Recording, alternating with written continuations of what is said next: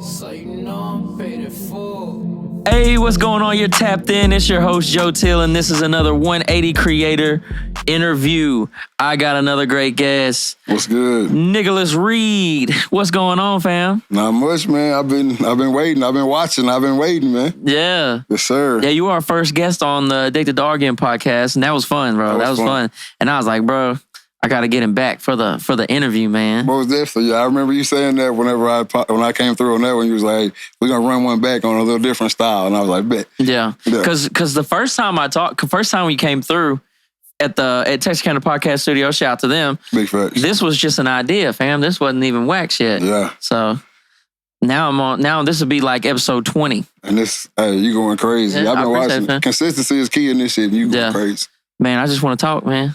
I just like talking, bro. And it's good talking, too. That's the thing. You know what's crazy, bro? The hardest part is ending these things, fam. Exactly. Because I do not shut up. And I always have somebody else that don't shut up. It just be like, I be needing to end it, be late or something. It's tough. I do it with my brother, so I don't know when to end it. Yeah, sometimes y'all be late. Like I get home, because we bowl league on Wednesdays, they're in the fall, which it just ended. But I'll come home and it'll be, we already went to the restaurant afterwards. We come home and I'm like, they're still alive. I'm telling you. Yeah, but that's their work. I hear it on the back end. So I know we go too long sometimes. But yeah. Hey, you got to do it, man. You got to be in front of the camera. You got to be in front of the mic. Man, that's a part of it. Yeah. So break them down for Read, Talk, and Listen podcast, first of all.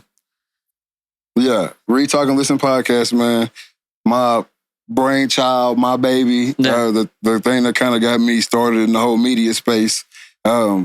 Like I said, my co-host is my brother. Yeah. Which we've had you on the show before. Yes, sir. But we literally started with, he lives in South Dakota. So obviously I don't see him that much. On the phone, 2, 3, 4 hours some days. Go to work on the lunch break. Hey, what you doing? You know what I'm saying? End up talking the whole lunch break, not even eat. And then we was like, hey man, what if we recorded these things? Yeah. What would that sound like? And then I was always like, nah.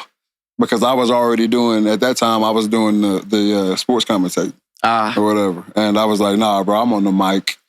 I had a 6 o'clock in the morning radio show, and then I was sports commentating that night. So I was like, nah, bro, I'm on the mic forever, fam. I don't even like the way I sound on the mic. Yeah.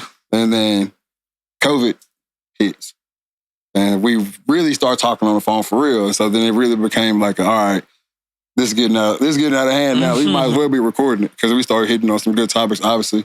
During that time, a bunch of crazy. Yeah, bro. What a wild time. Yeah, you had the riots, the police brutality. Like, it was a crazy time. Yeah, the shutdowns, the masks, everything. Yeah, bro. That was a wild time. And I was flying. Like I was like catching flights.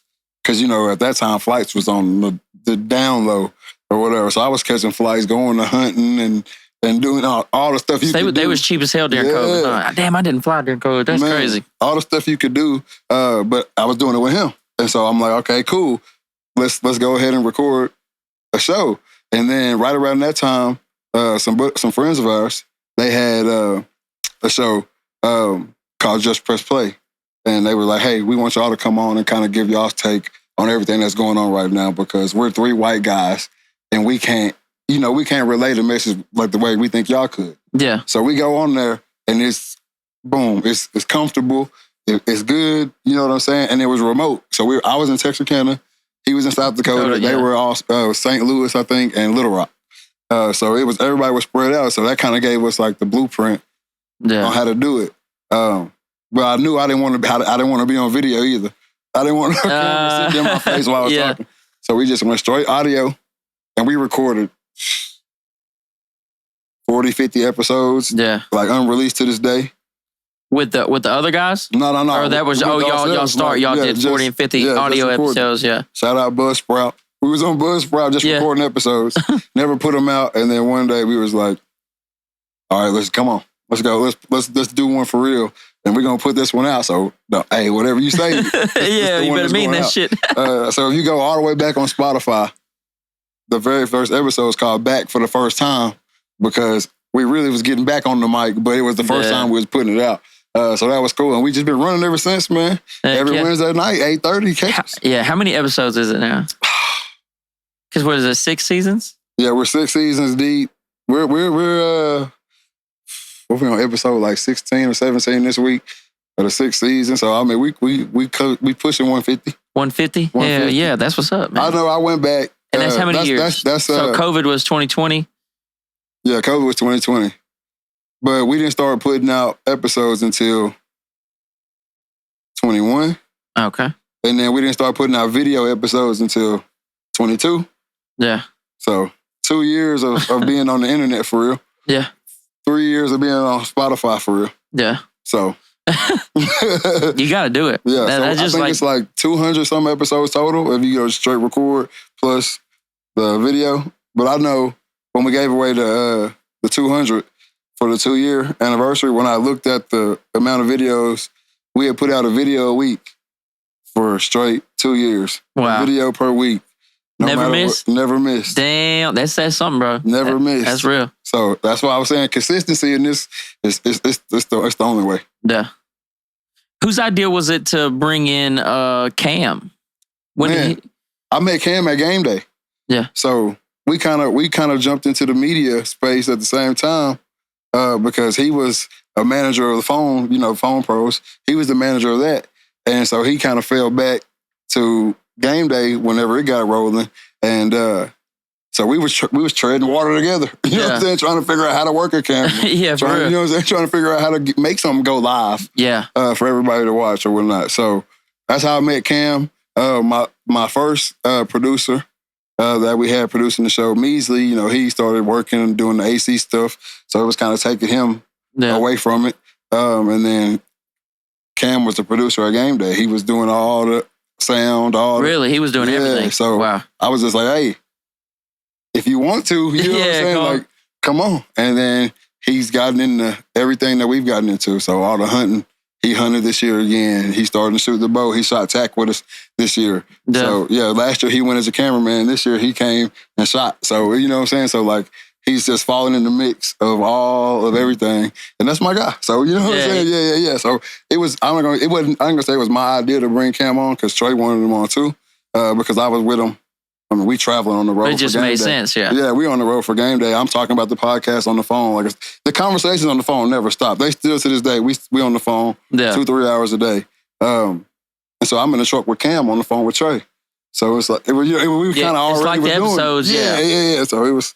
That's how Cam came. So shout out my boy Cam, man. Yeah. So y'all just went and did something big, didn't y'all? Yeah, man. Total Archery Challenge. This hat right here that I got on, man. We do it every year. It's like the one time a year where Team Dreaded Archery, which we'll get into that stuff in a second too. It's the one time a year we all can get together and get content because we're all spread out across the country. So we get content, shoot an episode, take pictures, drop merch, meet people actually as a whole and stuff like that. And then obviously shoot our bows. 3D targets, hiking up and down the mountain. Some of it it's a challenge, total archery challenge. So some of it gets legit rough out there. When we go up to Terry Peak, you're on top of the mountain, and the only way down is... Did you walk up the mountain? No, you ride up there, but you got to go all the way down. So you walk down, that's the only way down. So you got to walk it down. And while you're walking down, you don't just get to decline down. Obviously, you're going down and you're going up. Yeah. So it's legit. And then we did Broken Bow this year for the first time. Shout out Broken Bow because I didn't know what to expect. I'm used to doing this on the mountainside. How you going to replicate that? Was it just flat? No. Or is it where? It was, they was down in ravines. We were going down 20, 30 feet in ravines. And the only way back up was to use the people who slipped before you, use their footholds, kind of climbing yourself back out of there. So it was a lot. You had to use the people you were with, stuff like that. So it's like a good simulation to wrap tack up. It's a good simulation of backcountry hunting. If me and you gonna go stalk some elk or stalk some sheep in the backcountry or whatever, you have to be able to do all this shit. You have to be able to climb and fall and slide and all that good stuff, and then make the shot. That's important too. Exactly. So if you see any pictures from TAC, you'll see people with their packs, like 2 dozen arrows, 3 dozen arrows in their backpack because you get fatigued. 25 shots a course, 3, 4, 5 miles, depending on which course you take. How long does that last? It's the weekend, so they So travel you're just in the woods the whole weekend. You sleep on the ground and all that? No. Oh, come on, man. You gotta sleep on the ground, man. I don't do no ground sleeping. That's why I ain't killed an elk yet. Oh, yeah. Cause my brother and Rex, shout out to y'all, but they'll go out there and they'll take naps on the ground by the tree and with the bears walking around and my boy, hey, Bobby. Guys like my boy Bobby walking around out there. No, man, I gotta have some walls in between us, but but yeah, I'm about it. I'll even take a big tent, like the big white ones, like the elk camp tents. You know what I'm saying? I'll even take that. But the sleeping on the ground out there, man, we used to. When I was in the Army, we did a lot of training. We just go in the field. We'd be in the field for one time we was there for 14 days in a row. Yeah. And we didn't see the inside of a building for 14 days. Mm-hmm. So it's you just sleep. And you do enough shit, you'll sleep. I don't care how scary you are, you sleep. Yeah. You would get tired. You'll go to sleep. I respect it, but if I can I'll say that, bro, to chime in on what you're saying, bro, I've had some of the funnest times of my life out in the woods. Yeah. I love the woods, bro. I love the woods now. Don't get me wrong. I'll say this right here. Because anybody that know me, if you've ever been hunting with me or anything, if I can't see, I'm scared now. Oh, yeah, not like at nighttime. Yeah, if I can't see, I'm scared. That's just what it is. Walking to the deer stand. Yeah. Or wherever at 4 a.m., 3 a.m., bro. You don't like it? I don't like it, but I know you got to do it. If you really want to get... If you really do it, if you really want to do it, you got to go through it. But, and even down here, I'll even say that. Even here, I hunt Arkansas down here. And it's not the same. When you're up north, I'm about to say, there ain't just nothing just too deadly around here, bro. When you get up in bear and big cats and stuff like that, that's different, bro. Yeah. Big cats scare me. Big cats are the scariest thing. And I feel like they should scare you. They're the scariest thing ever. Yeah. I don't care what nobody says. They're so agile, they're strong, silent. That's what I'm saying. They creep up on what they're finna get. Shit like pumas and cougars and bro, there's the list goes on. If hunting has done one thing for me, bro, it is giving me the ultimate respect for everything that's out there. Yeah.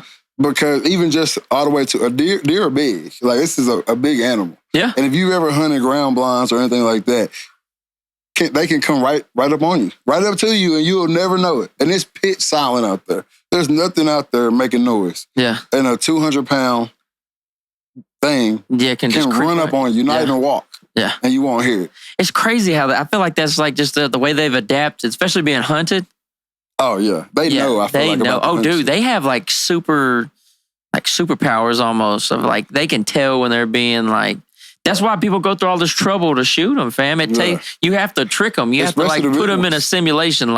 Here's the corn. This is where you eat. You have to you train them. Train them basically to put them. Yeah. It's the big ones that because that's how you survive. Exactly. If you're a big deer, you crazy, reason, right? You wild, you smart. Exactly. But I always tell people that's why I like hunting whitetail. A lot of people invite me out duck hunting. They invite me out, bear, all this stuff for you over bait piles and stuff like that. None of that really excites me because it's not fair. I feel like, at some point, even people who kill giraffes or even lions and stuff like that, when you go do stuff like that, they're putting a dead carcass out there, the lions are coming on it, and you pouncing on them, you getting it or whatever. But the deer, if you hunting out free range, not, obviously you can pay and go kill whatever you want to kill, but if you're hunting out free range, there's no other fair hunting. Yeah. They're so good at what they do. You got that it makes it fair, even if you're hunting rifle. Yeah. It's still fair. That deer, whether you get it off or not, most of the time that deer knows you're there. Yeah. And that's why I love it. Yeah, that's different. What do you think about people that shoot animals that don't eat them? To me, that's strange. That's strange. I know people that shoot for antlers, you know what I'm saying? Or as a prize, type deal. This is my thing right here. If you're not gonna eat it, if you have plans on doing something with it, let's just say I'm gonna go to this high fence farm and I want to kill me a monster buck. That's just what I want to do. That's my dream, and I can afford to do it. Yeah. Boom, I go out there and I have no intention on eating venison ever. I go out there, boom, I knock them down. I get my prize. I got my antlers, but I take that deer and I take it to, say, at homeless shelter. Or I take it to do something good with it. Yeah, and I use the meat as long as the meat's not being wasted. If you cutting off heads and leaving bodies out in the field, that's crazy. That's where we get. Yeah. The lines crossed for me. Yeah. So you think it's cool to go to like a, which I'm not saying it isn't cool. I'm just asking your opinion on it. But like, I guess you could go to somebody's place where they like cultivated like deer that get huge, or, you know, like it's really not fair at that point. Like it really is kind of like. But I think of that as the same as like somebody raising cattle to kill them, to slaughter. Yeah, you gotta, you know what I mean. I think that's the same thing. If you do something with the stuff, But if you can afford to high fence hunt, and that's your gig. Yeah, that's expensive, ain't it? Go get it. Yeah, that's crazy expensive. Yeah. If you've worked that amount of money, or you have that amount of money, and you just want to go high fence hunt, it's gonna be fun. Yeah, I'm not taking that away from nobody, and I guarantee you, when that buck walks around the corner, whether you know that it's been fed, hand fed, whatever, it's still gonna feel that same feeling. Yeah, you still gonna get it. Yeah. Even I went out and took pictures at a high fence ranch. I don't want nobody to think I'm like anti high fence. Right. Yeah, don't let me like accidentally steer it that way. I just be asking. No. I don't want nobody to think I'm anti high fence, but I talk about this shit all the time. Yeah. But I've gone out and taken photos at a high fence ranch before, and I mean when that feeder goes off, 10 or 15 of the biggest deer you've ever seen in your life are gonna walk out of the woods and they're gonna go to that feeder.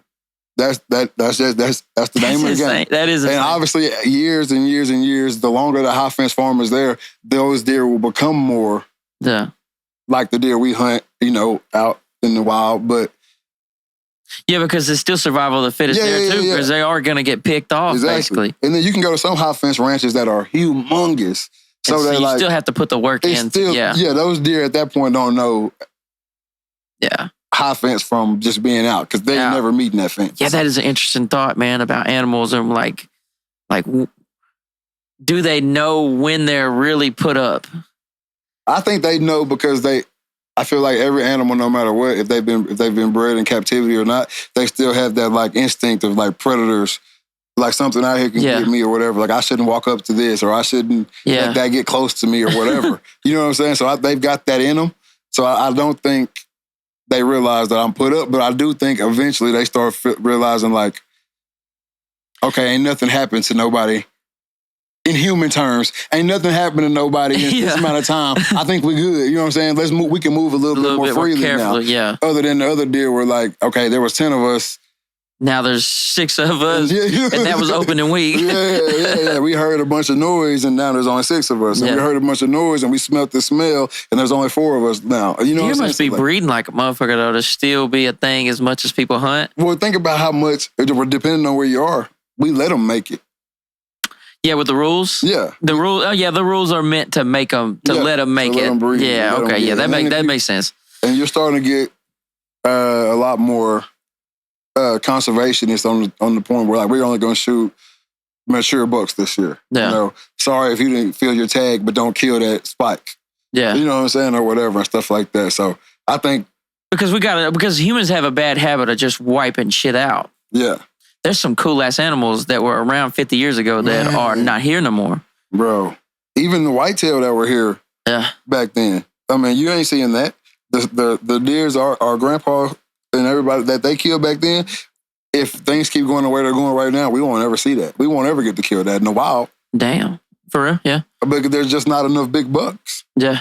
I mean... You got it. Like you were saying, you got to be a tricky son of a bitch to be 5 or 6 years old, like a buck? Like that would be crazy to be that old, right?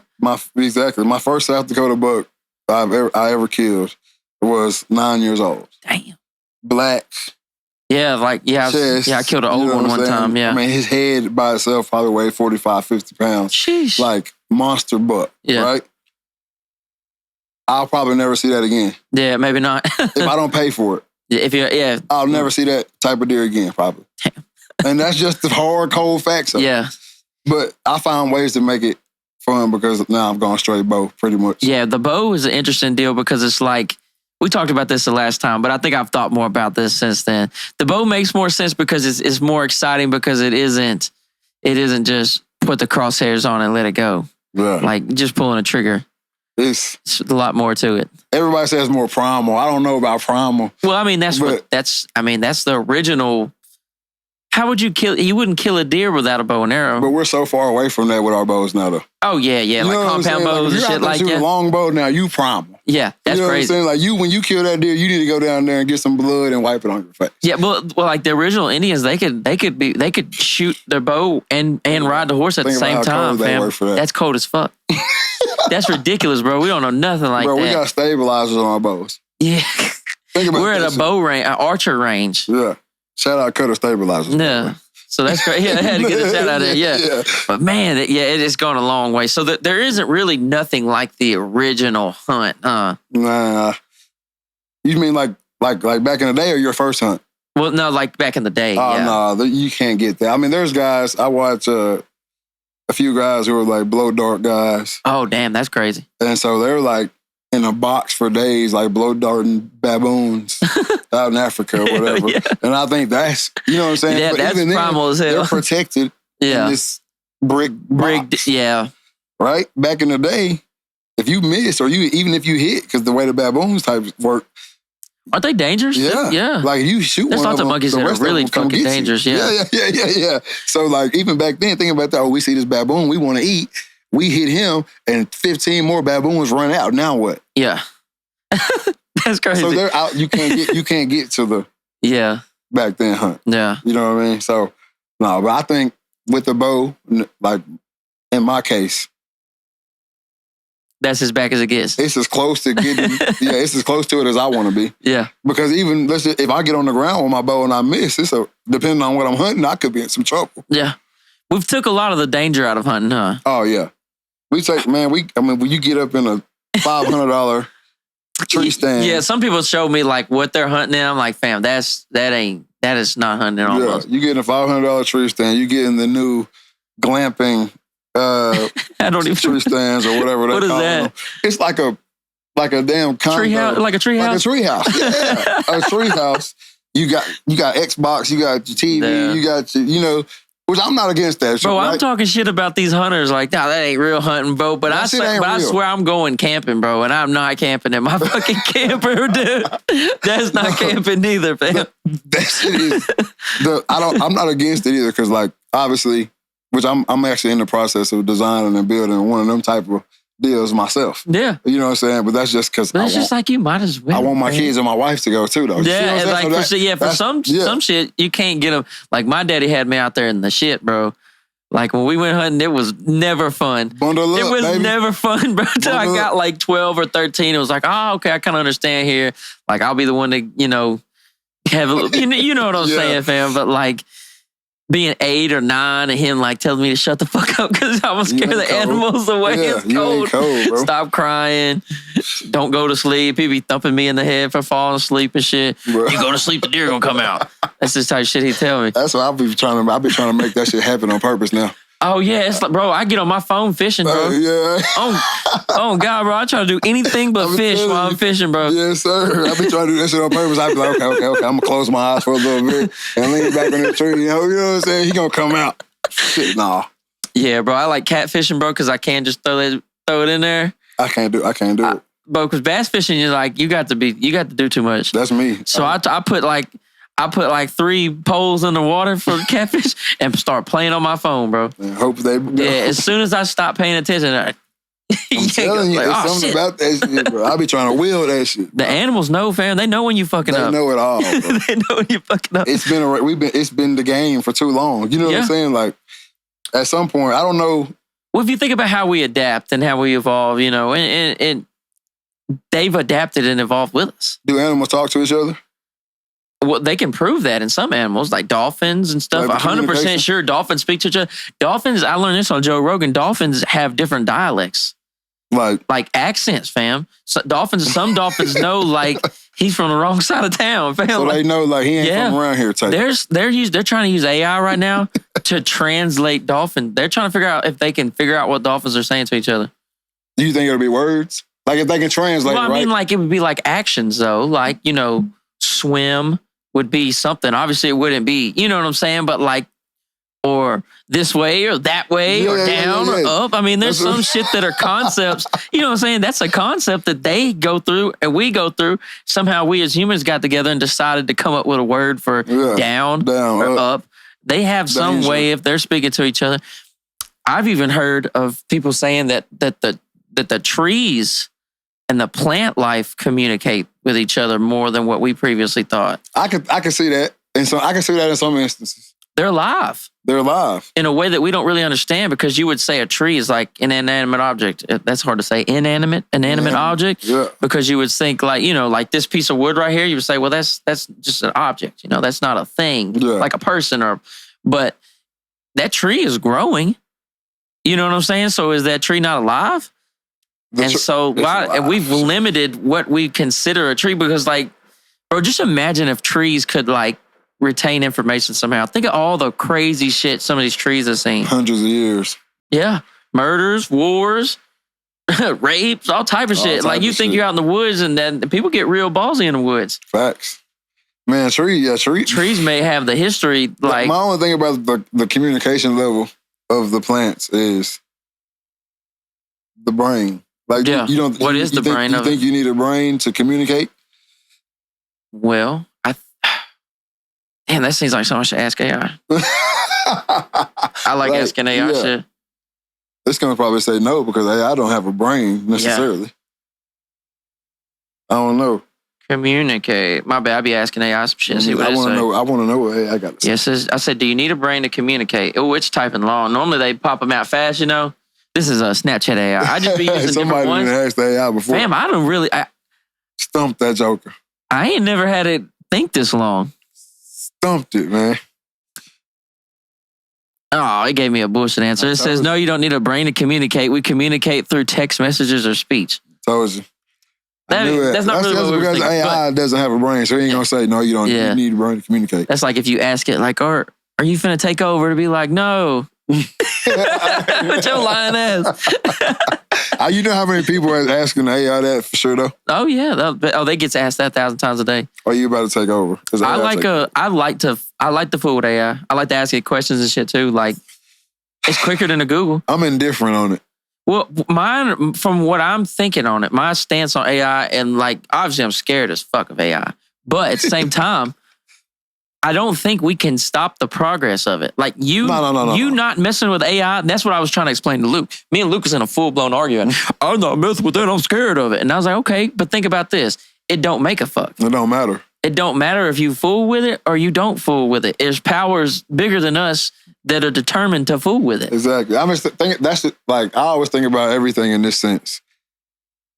What they're giving to the general public. If we got this type of AI, then once they start releasing it to us, it's already. Yeah, you crazy if you think we have the latest shit. That's what I'm saying. I've said that. I taught somebody in here. Yeah, I keep talking about AI. We're 10 years ago AI now. But I would say something like that. Like Chase Livingston was in here. Shout out to Chase Livingston. That was his kind of thought. He was like, bro, there's no way we have the latest AI. There's no way. No, we're version 1, and they came up with that shit in 15. Yeah. Man, so let's talk about this from the photography and video standpoint, media. Yeah. We have to talk about AI a little bit, fam. You have to. Because there's some people that say, well, AI can never recreate this or recreate that. And it's like, why not? Why not? With the right amount of information loaded up into it, why not? Have you heard of AI Sora? If people listen, I'm so sorry. I keep bringing this shit up. But anyway, I love AI. AI Sora is a video generation deal. It's a text. Yeah.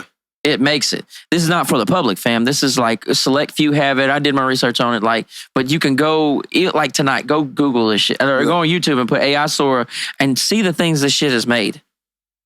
The coolest one, and the one I keep saying on the show, I'm sorry for the millionth time, is the mammoths. They have some mammoths running through the snow like a blizzard. It's a real action. Fam. What are you going to do?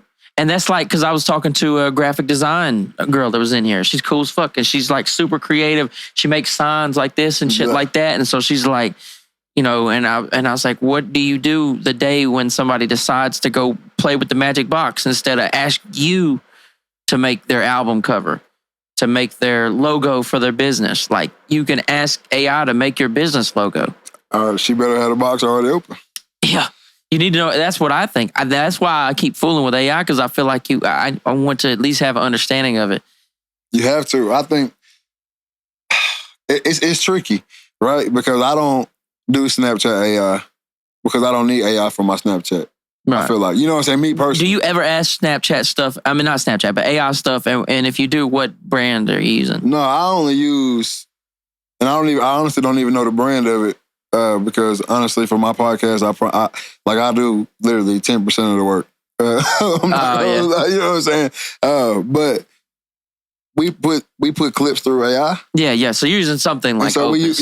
So we do stuff like that. But as far as asking AI questions, I guess Meta is forcing you kind of to use it right now. Yeah, this kind of like turned into the search bar. The search bar is all the Meta AI.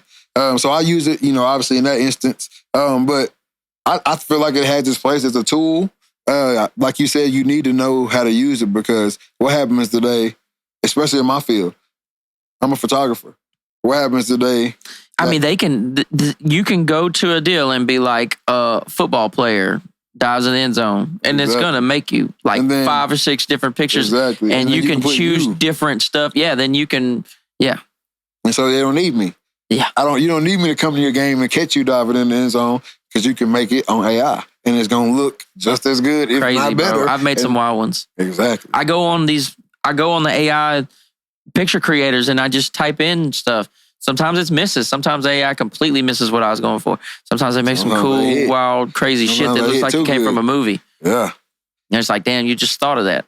That's what I'm saying. So, like, there's a show that I watched a long time ago, which it really makes this AI stuff hit home, and it's called Person of Interest. Person of Interest. No, I haven't seen it. It's got a dude named Harold Finch. If you watched Lost back in the day, I watched Lost. He was the leader of the others, the little geeky looking dude. Oh, dude. Yeah, he was cool. Yeah, the leader of the others. Yeah, I know what you're talking about. Yeah, he had the glasses. Yeah. So it's him and Taraji P. Henson.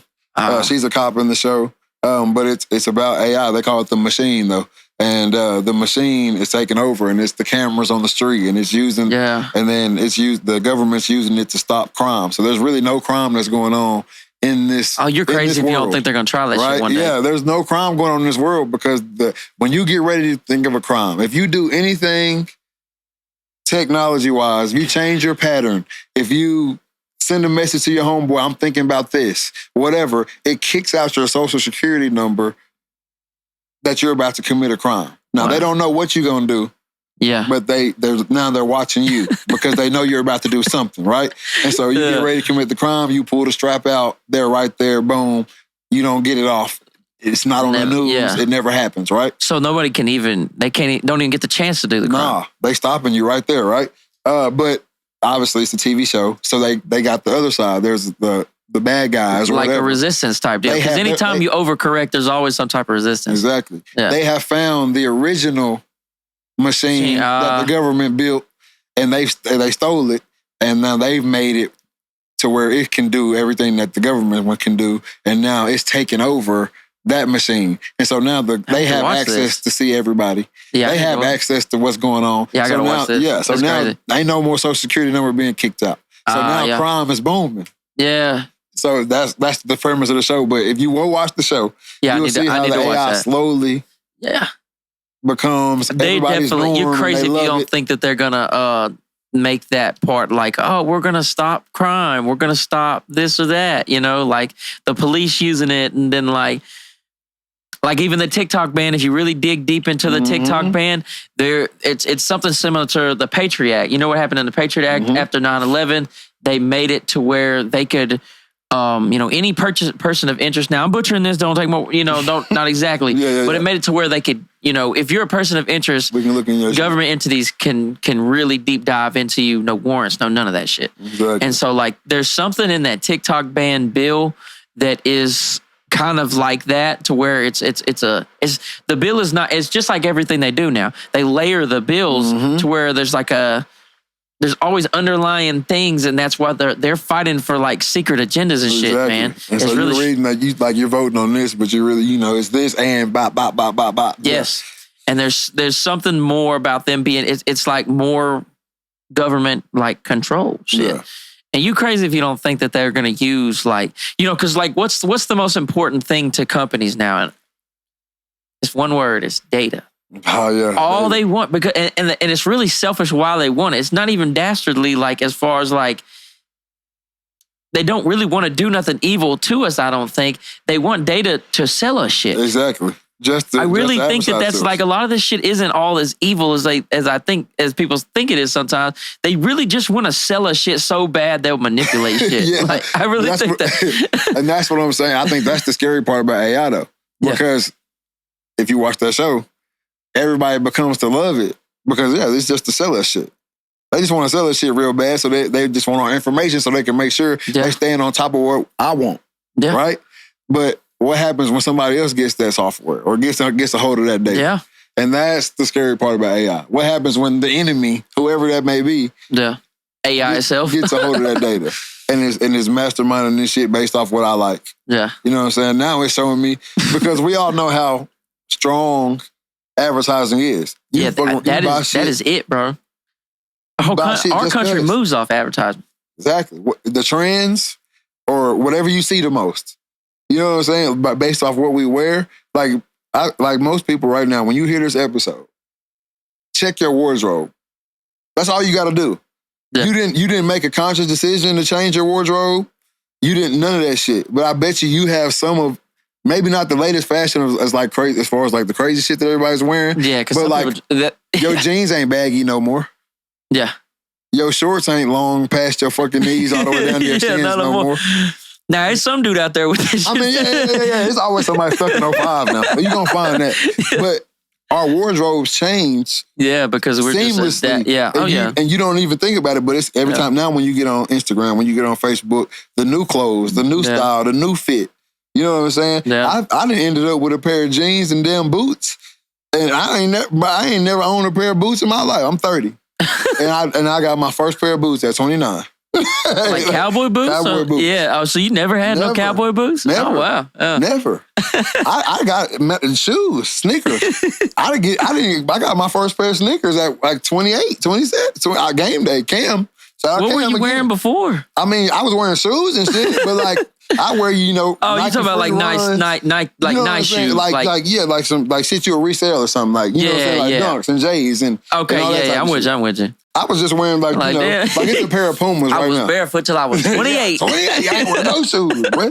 But nah, like it's a pair of red Pumas, right? I done bought these hoes like 4 times. Like this is pre me knowing about the sneaker game. I bought these same pair of red Pumas like 4 times because I was already in like dad mode when I was like 20. Like I want the comfortable shoe. Yeah. Like it.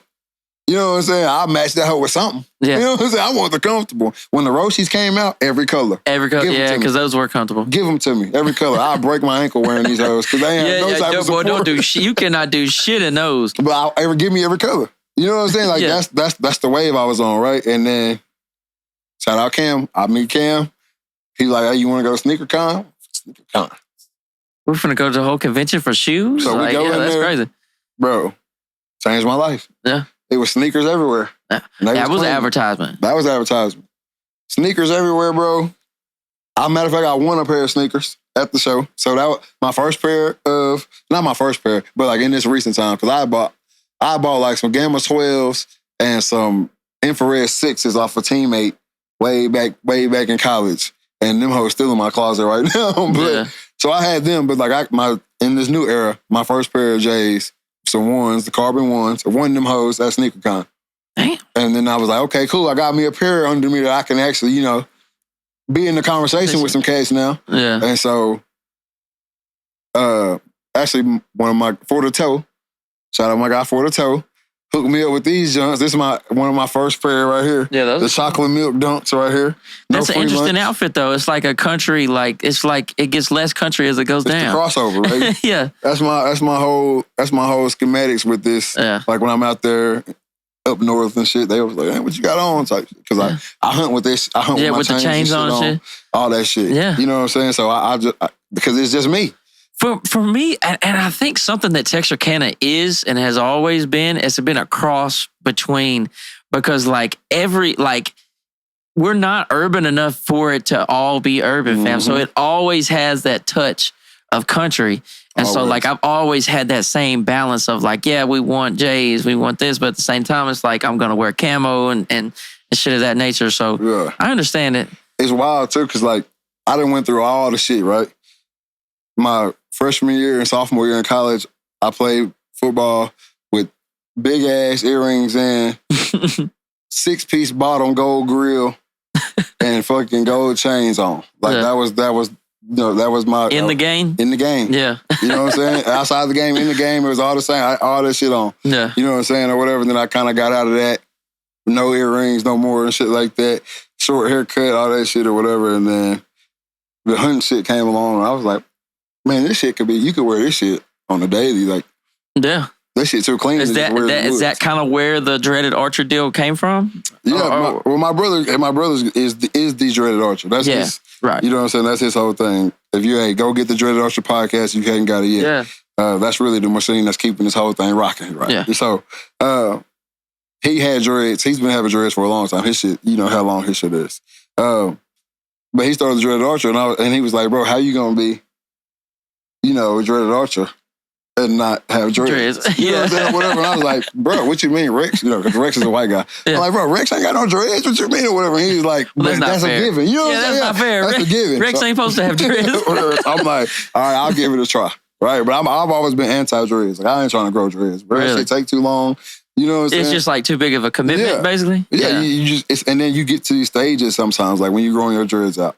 Like when you first get them done, they look there is rat dookie dreads. Yeah, there's a point where they don't look good. Yeah, and then you get the part where they just sticking up everywhere, right? And through all that, luckily I'm married, but through all that, you looking terrible. It's tragic. And then finally they get a little bit of length to them, but it's not long enough to get them out your face. You can't put them up. You can't pull your hair back. None of that. It's tough. Yeah. Right. So I was just like, I don't want that shit. But then I'm like, how can you market this if you ain't got dreads? It's way easier to market it if you got the dreaded dreads. Archer with dreads. Exactly. Yeah. That makes sense. I went on the journey. I'm on it now. Yeah. And how long is that? It's like a little bit over 2 years. Yeah. Yeah. So it's getting there. We're getting there. Yeah. But my wife hates it. Oh, she hates it? Oh, hates it. Oh, damn. Hates it. Every bit of it. They should have been gone. Like our wedding. He said they should have been gone. I had them in the wedding. Oh. Right. And that was a that was a big, that was a hard sell. Yeah. But I had them braided to the back or whatever. So it was all good. A little style. But that's another thing too. I'm not really with the whole doing all the shit with the dreads too. Yeah. So like, I don't want my shit braided back. That shit itchy, hurt. I don't want none of that. Like, it's just like I'm not with the dreads. But like I said, I'm down. That's how I'm down for the cause. Yeah, down for the cause. Sometimes you gotta make a sacrifice. Yeah. So it's cool though. I'm rocking with it. And the dreaded archer, like I said, shout out to Carbon TV. Signed the Carbon TV deal last year. Rocking with that and got the new merch out. I've heard you tell me that a bunch of times, but like I don't know what that is. Carbon TV? Carbon TV. I'm saying Carbon TV, basically, shout out to Julie McQueen. I don't even want to make the comparison, but when we were growing up, the Outdoor Channel. Yeah, that's where you went and you got all your So this is shows, outdoor media content. If there would have been podcasts back then, they would have been there and stuff like that. Is it? But it's more than just podcasts, right? No, it's podcasts, like hunting TV videos, videos, interviews. All the whole nine. If it's outdoor, you can get it there cooking. You know what I'm saying? Shout because outdoor, but that's like that goes hand in hand too. Country folks love cooking. Oh yeah, they got wild game cooking over there, like Chef Shirley Myers. Do you do like? I cook the venison. That's like my outdoor as far as like wild game cooking. Yeah, that's pretty much as far as I go with it. But like you a big meat cooker, you sit in front of the grill. You do any of that stuff? Yeah, if I'm gonna cook, it's gonna be in front of the grill. Yeah, that's for sure. But I'm not allowed to really cook too much at my crib because my kids do not mess. They're too picky, huh? They don't mess with it, bro. Yeah. Like when I'm gonna cook. Like, because I'm not going to cook nothing I'm not seasoned in. You know what I'm saying? I got one dish that they really will eat, for real. And it's called Smothered and Covered. And it's literally smoked sausage, potatoes, and cheese. Like, it's literally not. It sounds good. It's fire now. I'm hungry, dude. I'm starving. It's fire now. Don't get me wrong. But it's like a meal, like back when I was growing up, when we didn't really have too much, right? Yeah. It's going to fill the whole crib up and whoever come over, right? You know what I'm saying? So that was like one of them meals. But it's a staple still in my house today. You know what I'm saying? But other than that, like steak, my 8-year-old loves steak. My wife and my 2-year-old, Yeah. You can hang it That's up. like my wife don't like seafood at all. And see, nobody in my It just cuts the whole deal off, bro. I gotta whoop somebody's ass to go to Red Lobster. That's how it is for me and spaghetti in my house. Nobody eats spaghetti neither? Everybody loves spaghetti, but I don't like it. Oh, for real? I don't What about like red lasagna, bro? sauce. I don't do no red sauce. Oh, you tripping, bro. I love lasagna, no bro. red sauce. I'm the only one that has to eat lasagna. See. I gotta ninja kick somebody for Olive Garden. Hey, see, I'm Alfredo me down. I'm Alfredo till we go. Oh, yeah, no, I like Alfredo. I like it, but I do like the red sauce too, though. I'm about to eat some Alfredo when I get to the crib. Come on. Okay, it's like a weekly Alfredo in my crib. For real? I love Alfredo. But I like shrimp and that noodles Alfredo. That shit. Bruh, It's hard to go wrong with any that. Alfredo, it's gas to me. Yeah. I'm smacking it. I like it. I like shrimp Alfredo. I like chicken Alfredo. But man, I like seafood, bro. I really do like seafood. A lot of people love seafood. I'm not. So you eat catfish? I used to. I ain't ate fish in about 15 years. 15? What? I mean, was there Nothing. Just I don't know. You grew up and had choices, huh? Is that what it was? Yeah, I guess so, man. Cause like I ain't gonna sit here and make it seem like I was just like we was like dirt poor, right? But you know what I'm saying? We was regular folk back then, right? Yeah. Type shit. So fish fry Yeah, was a regular shit. You know what I'm saying? Yeah. Eating that shit, and I don't know if I just got burnt out on it, and I was one day I was just like, bro, I don't want this shit no more. Or if it was just like, I don't know what it was, bro. I was just like, I don't like that shit no more. Man, it's something about like going fishing, filling up the ice chest and bringing that shit to grandma. My grandma's 85. She still wants to cook and clean them. You go out and catch some catfish and some crappie and shit like that, even brim. Bring them to grandma. My grandma's 85. She can barely walk. She'll get up. She'll pull out the newspapers. Yep. Oh, she'll fill the whole counter up with newspapers, bro. She put everybody to work. Grandkids, great grandkids, all that shit. Grandma gonna get it right. That shit lit. Then I got another friend, Tony, Big Tony, that's always with me. That motherfucker do all the cooking for like our whole friend group. Yeah, that's lit. He be in front of the grill religiously. That's lit. So I don't fish fry or cooking fish. I ain't really got nobody that's cooking. Boy, he been on it lately. Like his catfish, he been getting it from some fish store here in town. These people are actually catching them and then selling them. And so it isn't like from Albertsons or nothing like that, which ain't nothing against that. But like this is a guy catching this shit locally and we'll be eating it there. But man, he's on to something with the damn recipe for damn sure. Man. Because that shit has been hidden late. It's like it's almost a little spicy. So that's where I go wrong too. I can't do no spice. No spicy? Nah, I'm a bitch when it comes to that too though. Like that's one thing in life. Spicy, bro. That's like 2 days of trouble for me. Mexican food be whooping my ass sometimes. Sometimes I love like it, I love to them. Mexican or Tex-Mex?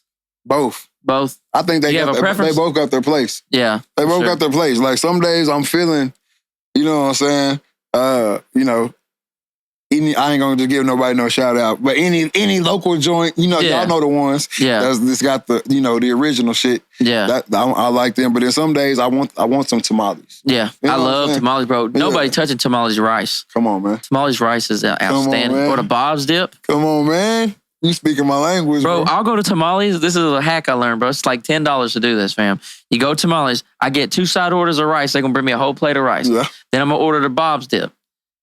Then I'm going to order 2 or 3 flour tortillas by themselves. I'm going to take the Bob's dip, put it in the tortilla, put some rice in there, and wrap it up, fam. Man, that's lit. I'm talking about $10. I can barely walk out of there. Because I'm going to eat the whole Bob's dip myself, bro.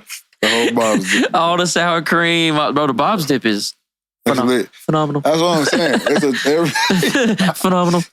Everything's got its place. Yeah. Now I like to go to Los Rubalcabas, man, and get what they call the El Jefe burger. Oh, that's joking. Hey, stop playing. That some bitch is this big, bro. With the cheese on the bread. Yeah, it's shit is just dripping out of it, bro. Big bad conversations. Yeah, big bad conversations. And I love it. Hey, I'm telling you, the Los Rubalcabas, boy, I kill them. Or since we naming names, hey. Kalimas. Yeah. And, we used to go get the big breakfast burritos. When I worked at Pete Mankins, I cut it in half, eat 1 for breakfast, 1 for lunch. 2 meals, I'm telling you. Hey, quesadillas over there too? I done had every quesadilla. I ain't had none of that. I done had every one from top to bottom and even some custom shit. Yeah. You know what I'm saying? They ain't failed yet. Yeah, Kalimas is a hit. They hit. Taco Trip. we would go to Kalima's on Saturday. Benito worked at Pete Mangus with me. Yeah. I tried to sell cars. I hated that shit, bro. I fucking hated that shit. I was like 20. I did not like it. No, I didn't want to. Bro, you got to be shiesty, fam. To be good at it, I was not prepared for this. Sorry for any car sales are listening, but you got to be a dog, brother. If you want to sell cars and do it well, you've got to be a dog. Got to get right. But anyways, we went over there. He would get the, what is that shit called? It's where they take all the extra shit. The eyeballs, brain, all that wild shit, and they make a stew out of it, bro. Like, what? Hispanic people know what I'm talking about, and they probably so disappointed in me for not knowing the name of this. And it's at like the tip of my tongue, bro, but I cannot think of it. It's called the Menudo? Menudo, yeah. Yeah. Like the stomach and shit like that. Yeah, we would all try to eat menudo, bro. He would bring it in there and stink up, like in the front lobby of Pete Mangus, it just stink up the whole front lobby of Pete Mangus, and that's something I could not get with. I can't get with the stink. Mm-mm. But you said the taco truck. No, Taco Trip. Taco Trip? Yeah. Where's you that? Never been there? It's on New Boston Road. Is it what is it? Authentic. Like, it's a restaurant or a food truck? It's a restaurant. Yeah. No, you can go in. Authentic. Damn it. Authentic. Taco Meat Pueblos too on New Boston Road. They authentic with it too. Damn it. But Taco Trip, Yeah. all I know is I ain't had nothing on their menu besides one thing, and it's El Pastor quesadilla. So it's the pork. I don't know if a lot of people don't eat pork, but it's got pineapple, pork, pineapple, and mozzarella cheese, fam. I love pineapple. Bruh. Bro, pineapple is fucking great. Bomb.com. Where you at on pineapple on pizza, fam? First of all, I don't eat no red sauce, so I don't do the you don't eat pizza? So you don't eat pizza? I'm not the regular kind. So what are you eating? Like, I'm getting like an Alfredo pizza, or I'm getting like a chicken bacon ranch, or I'm getting, you know what I'm saying? Fam, have you been to Underground Pizza? Yes, sir. That's my boy. Yes, Tyler sir. Trout, shout out to him. Shout out that is my Underground. boy. I'm going to shout him out every single time. Yeah, the shout out chicken bacon Underground. ranch from Tyler Trout, Underground Pizza. Matter of fact, 2 Fridays ago, he was on Arkansas Boulevard. Yep. Got the chicken bacon ranch. Over there by the Old Time Burger, Yep. set up at his 2 spot. slices. Yeah, that's my dog. Took him back to the office, worked them things out. Big back conversations. For You know real. what I'm saying? I'd go pick up pizza and bring it to Anthony's spot, Yeah. to podcast studio, and we eat before the episodes. Bro, when Tyler Trout, when he came over here for his interview, bro, he brought me two full pizzas and breadsticks. Fam, we ate before the interview. I will never do that again. Fool. The whole time I'm trying to ask this man questions, I'm like, I just need to sit back. Gotta lay back a little bit. Yeah, like creep back in the chair a little bit. Yeah. Yeah, man. I the food truck bang is crazy, man. Like, Bro, they're out there. They're out there. Because like, you used to have to travel to get it. Yeah. You catch it, like you be in Hot Springs, you be in Shreveport or Dallas or whatever, and you catch food trucks out there and you hit them or whatever. But now, you can slide downtown. Here, there's a dude that sets up right over there at Pittsburgh Hot Links. Bruh. I can see him, fam. Like, I look out the gate over here. Bro, I go love get hot that shit. links, brisket, shit of that nature, bro. It's always I'm telling you, just bro. an old dude out there smoking cigarettes at a food truck. Hey, if you ever see the advertising on Facebook and you can catch it, Bears Barbecue. Bears Barbecue. Man. Are they from here? Or are From they here, my boy Colton Watson. Colton Watson? Bears Barbecue, bro. Hey. It's the real deal. Is it the best barbecue in town? Or are you going to get in trouble The saying best something I like done that? Best you've had. I ain't, you know what I'm saying? I can't speak on nothing I ain't had. Yeah. But, the best I done had. Yeah. You know what I'm saying? So, hey, do with that information as you will. But I'm telling you, he got some good media presence too. Yeah. You know what I'm saying? So while we're talking about what does Texarkana need as far as Texarkana? What do we need? Man, we need a lot, but we just need activity, bro. Yeah. Like a lot of people say, oh, they just gonna mess it up. You know, but we need activity. That's the big idle time is the biggest cause of all the bullshit. Yeah. No matter what it is, whether it be robbing, You're whether it saying be fighting. we need something more than bars. Yeah, like, bro, going to the, whatever bar establishment you go to, like, yeah, bars is cool. Like I say, everything has its place. Bars have their place in every city. Every city you go to has bars, obviously. But what city do you go to that just has bars? Yeah. Like, we're becoming a city that just has bars. You know what I mean? And like, what if I'm somebody who don't drink? Yeah, I don't drink, so I don't ever go out. Exactly. After 8 p.m., fam, if I'm not doing a podcast, I'm at the house because there ain't really shit to do, fam. Except go to the bar. If I go eat late, like sometimes I go eat late, but they close at 11. So, I mean, Exactly. there isn't much Yeah, no. So we just need activity. And you can involve the drinking in the activity, like a Dave and Buster situation. Yeah. You know what I'm saying? Do you think Texarkana could have... Now, weren't you telling me before we started, wasn't you telling me there was some new stuff in motion? Let's talk about that. Yeah, it's some stuff in motion coming. I don't know how much I can actually, you know what I'm saying? Oh, okay. Yeah, my bad. It's definitely some stuff in motion for people that's coming for people to do. Yeah. But outside of that too, though, we just need more. We need a Dave and Buster's. You know, we need the Top Golf. You think a Dave and Buster's could make it here in town? Yeah. We go to do it. We drive to go do it. Yeah. It's the same as every other establishment that's finally here. That's doing well. We drove to Freeport to do it, or we drove to Little Rock to do it, or we drove to Dallas to do it for years while we was kids. Yeah, and now it's here. You know what I'm saying? But why we used to go to Elevation, something like that, a trampoline park before we had trampoline parks. Yeah, exactly. We would go to Freeport. Yeah, Jump Street in Dallas too. Like everybody was driving to go do it. Yeah, now you can just go by Best Buy. Come on, and we had 2 at one point. Yeah. So, now they joined forces. Exactly. G-Jump. I didn't know that shit. I was in there jumping the other day with my son, and I was like, I thought it was I-Jump. I look at the wall and say G-Jump. I was like, you want to go to the I-Jump? To my 8-year-old, it's G-Jump. Oh, yeah, little kids love to correct you, bro. It might be. Yeah, my bad. I didn't know. Yeah, man, we just need more activity and adult activity, too. Not just kids, but adult activity, too. Because we got a lot of idle-ass adults out here, which... It still don't work, yeah. Yeah, but you know what I'm saying? We got a lot of idle time, bro, and that's the biggest cause of any bullshit in any city, bro. It's not having shit for people to actually go do. Yeah. But if you are looking for something to go do, you want to volunteer your time, there's always events going on at that thing. Slide on down to 1900 East Marietta Street, Washington Community Development Center. Okay, there we go. Yeah. Hey, it's hot over there. So what all type of stuff's going on there? Man, we got all the leagues, all the sports, all leagues. I think Teel going on right now. They about to finish up their stuff. We did 2 basketball leagues this year. Matter of fact, basketball tournaments. Then we got inside the school. Actually, you know, there's tutoring over there every single day. A meal over there every single day. You got the pathway stuff over there. You know.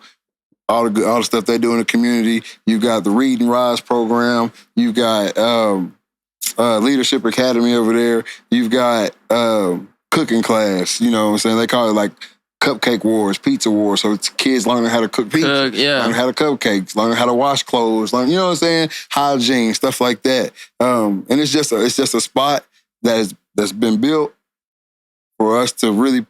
And that's like an extracurricular. That's like outside of. That's not a school, right? No, it was a school. It's the old Booker T. Washington, or 4A, as a lot of people know it. Yeah. But now it's Washington Community Development Center. Okay. It's been open for about a year now, fully in full swing for about a year, and it's just day by day grind. So like kids come there after school. After school, yeah. So if you're in the Arkansas school system, because it's in Arkansas, so if you're in the Arkansas school system, there's a bus that'll take you from your elementary school. Like maybe if your parents don't get off work till 5:30 or something like that. Yeah, you go over there and then you get to do something positive in the evening. Yeah, you sign up. Your parents sign you up. Yeah, that's cool. Yeah, and so then you put on a list. So you get when you leave school, you get on that bus and y'all come to Washington, right? Cool. They come there as soon as they get their cafeteria meal. Boom, off rip. Everybody get fed. Well, the eating after school is important, bro. Important. If you don't eat till 5:30, bro, that's rough. Exactly. And then we call a spade a spade. You know, a lot of kids ain't getting that meal. Yeah. Right?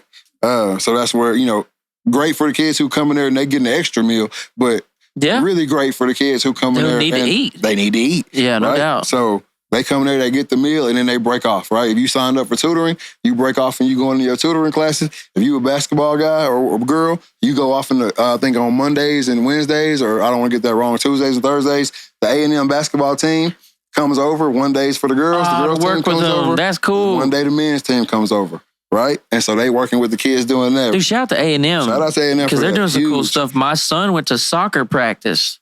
They put on, like they said, my son's only 3. Yeah. They, young kickers or something. Little kickers, yeah. And my son did that this year, and that was really cool. All the soccer kids was out there, the coach. They were super nice. Yeah. Yeah. That's like really feeding back into your community type stuff, right? And those kids are from here. He said they've been doing it so long now that they've got kids on the team. That's wild. That's lit too. Yeah, building people into what you need too. Right? Yeah. So you need that. And so like everything that's over at Washington is all free. Yeah. Right. Any league. So is it hard to get? I mean, anybody can sign up. Any kid can go there in the Arkansas. Any kid can sign up and be a Washington kid. Yeah. Right. Any kid can sign up.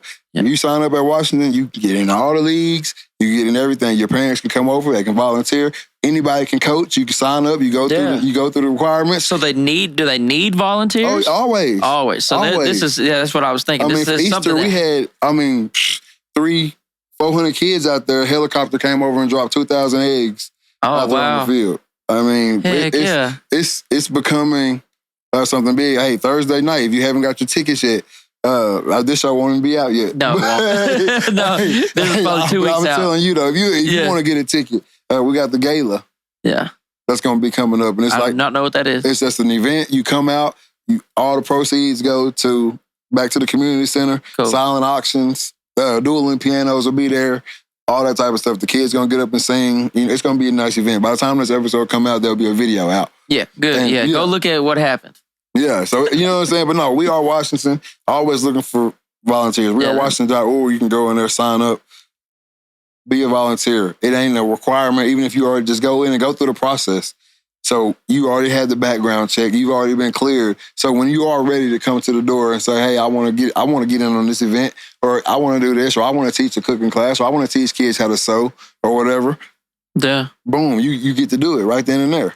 You know what I'm saying? And my job put me there, right? I handle all the media. Yeah. I'm part of the media team. Is there anything teaching them media? We're getting there. That would be cool. So we got the Lions Den coming out soon. I've taken a classroom over there, me and my guy Rob, and we've built basically a kids podcast sanctuary. Cool.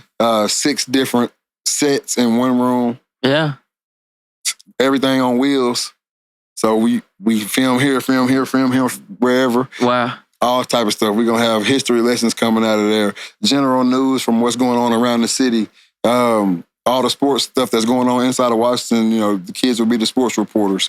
And they've got spots to do that. That's so cool, man. Math, science, sign language, all type of stuff like that. We're going to have the kids teaching whoever's willing to watch. Yeah, like your podcast, and then you could put stuff like that on YouTube, bro. Exactly. Whoever's willing to watch. Kids learning from kids is big. And so then, while we're doing that, we're going to have whoever wants to be on the back end, like what I do for a living. All right, come on. And let's learn. And so hopefully year 2, we got a kids podcast that's ran, shot, and edited by kids. That would be cool. And I'm getting chill. Like, yeah. You know what I'm saying? That's like, cool. That's the vision, really right? cool, fam. And so we because if we can do this, kids can do this. And then to think about a perspective of when do kids just that'd be like playground talk. Exactly. That's at the park. That's like the conversations like we used to have as kids. I feel like bro. Kids, and then with them getting phones younger and stuff now, maybe they're not even having. But I'm saying maybe they're not even having the conversations that maybe we had as kids because they're on their phone. Yeah, because I always say doing the podcast and getting off the phone is a big deal. It's huge. That's how you have the best conversations that you can have to this day. Exactly. Because if me and you was in real life and we was out in the wild and we were talking, we would probably have our phones in the mix. It would be in the mix for sure. And it would not be this clear and concise conversation. No doubt. Because in the free world, I call it the actual world, you got it. This thing is distracting us a lot of times. But I would be interested to hear kids give their perspective on things because I think sometimes I think we grow out of shit that we shouldn't grow out of. We grow out of that simple thinking. We overthink it all. Yeah. Because we've been taught it's too good to be true. Yeah. You know what I'm saying? Everything that glitter ain't gold. All the things that we've heard our whole lives in our adulthood stop us from really making that leap or stop us from making that decision or whatever it might be because, oh, no, I can't get that. Like, I'll give an example for me, which this is a crazy example. On Instagram and stuff, you always see like the truck giveaway is plus $50,000. Yeah. Or giving away a Lamborghini plus $30,000 or whatever. Everything in your brain when you watch that video tells you it's fake. Yeah. I would never win that. Yeah, that's, you know what I'm saying? that's why I don't play the lottery. Exactly. I'd be like, damn, I will never win this. Who gets that much stuff off buying a pair of socks? Who really gets that much stuff off buying a hat? All these thoughts is what is going through your head when you're watching that video. But a kid, if you took yourself back to your kid mind frame, win this truck. That's my truck right there. You know what I'm saying? Like that's my truck and my money. Yeah. I can get this. Mom, look, Dad, look. Like, you know what I'm saying? Like, I can get this. If you let me get in this competition, right? But in our adulthood, we're like, man, put that shit down. I can save that 30. You know what I'm saying? That's gas money. You know what I'm saying? Like, or whatever. So our we got too many drawbacks as adults, I think. I think time plays a part in that though. Yeah. It like ruins us. It's also experience too. Experience ruins us. Yeah. Like it can make us cynical, like make us think that, you know what I'm saying? Like I don't know, as we get older too, we start to feel like we have a better understanding of the world. Like you right now, you wouldn't say that you had a better understanding 5 years ago, right? I had a better understanding. Say now, like I've had 5 extra years to see more stuff, but maybe what if that's undoing us? Like it could be because it's drawbacks, right? I think that's the biggest thing. Like if once you make like you had your own company, right? Yeah. Once somebody's burned you on a deal, then I need my money up front, right? Yeah. When you could have made a lifelong customer off somebody who just can't pay right now. Yeah. Right? But he a lifelong customer for real. He ain't gonna do you bad.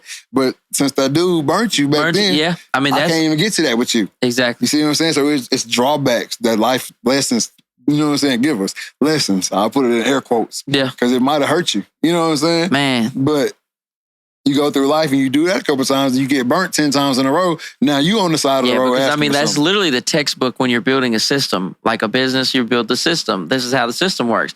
You're like the goal of building a good system is, that went bad. Let's change that. That's literally how you make a good business. But at the same time, you're saying like, that may be stopping other things too. Exactly. That could have just been situational. Yeah. Possibly. Yeah. But everything in our life up to this point has told us, you touched that hot ass stove and you got burnt. Yeah. Don't touch that bitch you again. stop touching it. Yeah. Shit. Yeah, you gotta. I think that's why I would say I'm a common sense reporter. Yeah. I don't know. I ain't no genius at nothing. Yeah. Right. I took every math class you can think of twice. You know what I'm saying? Yeah. Like, I ain't no genius at nothing, but I'm a common sense reporter, right?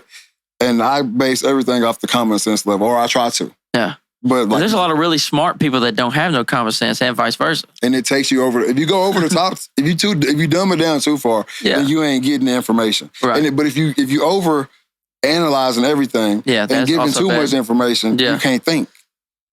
You see what I'm saying? Yeah. It's a tricky system, and a lot of people don't like the system because to think the way that I think, a lot of people think you don't care about a lot of shit.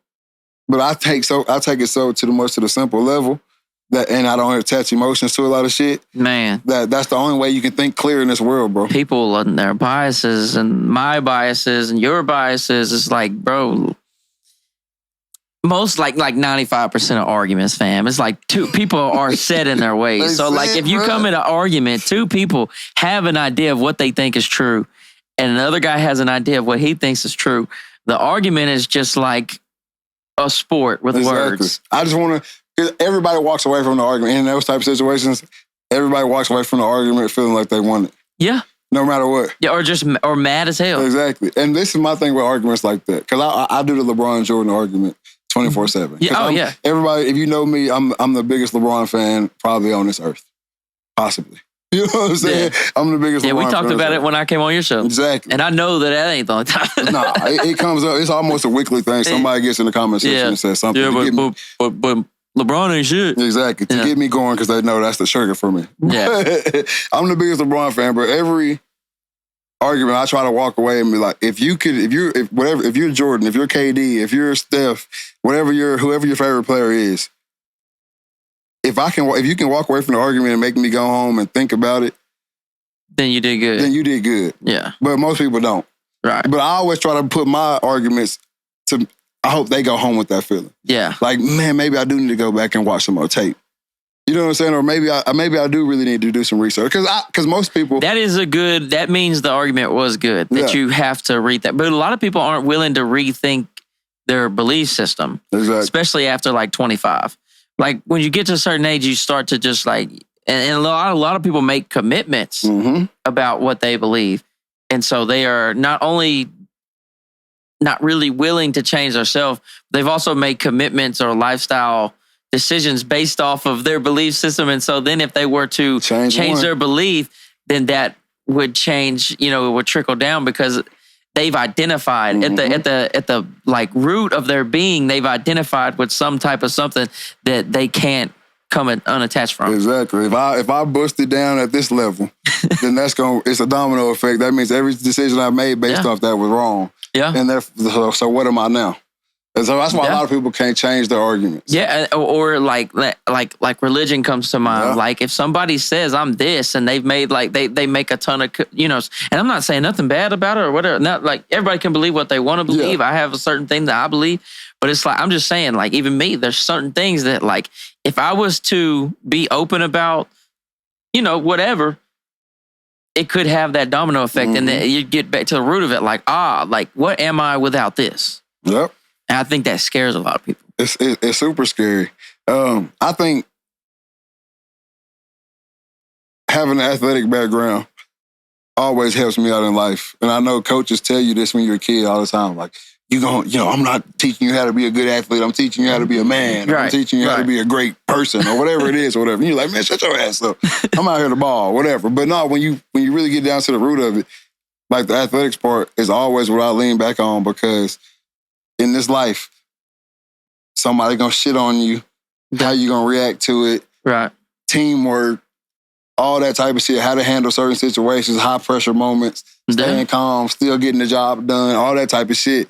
All wraps up into this very conversation we're having right now. But a lot of people don't have that, and I forget about that in life.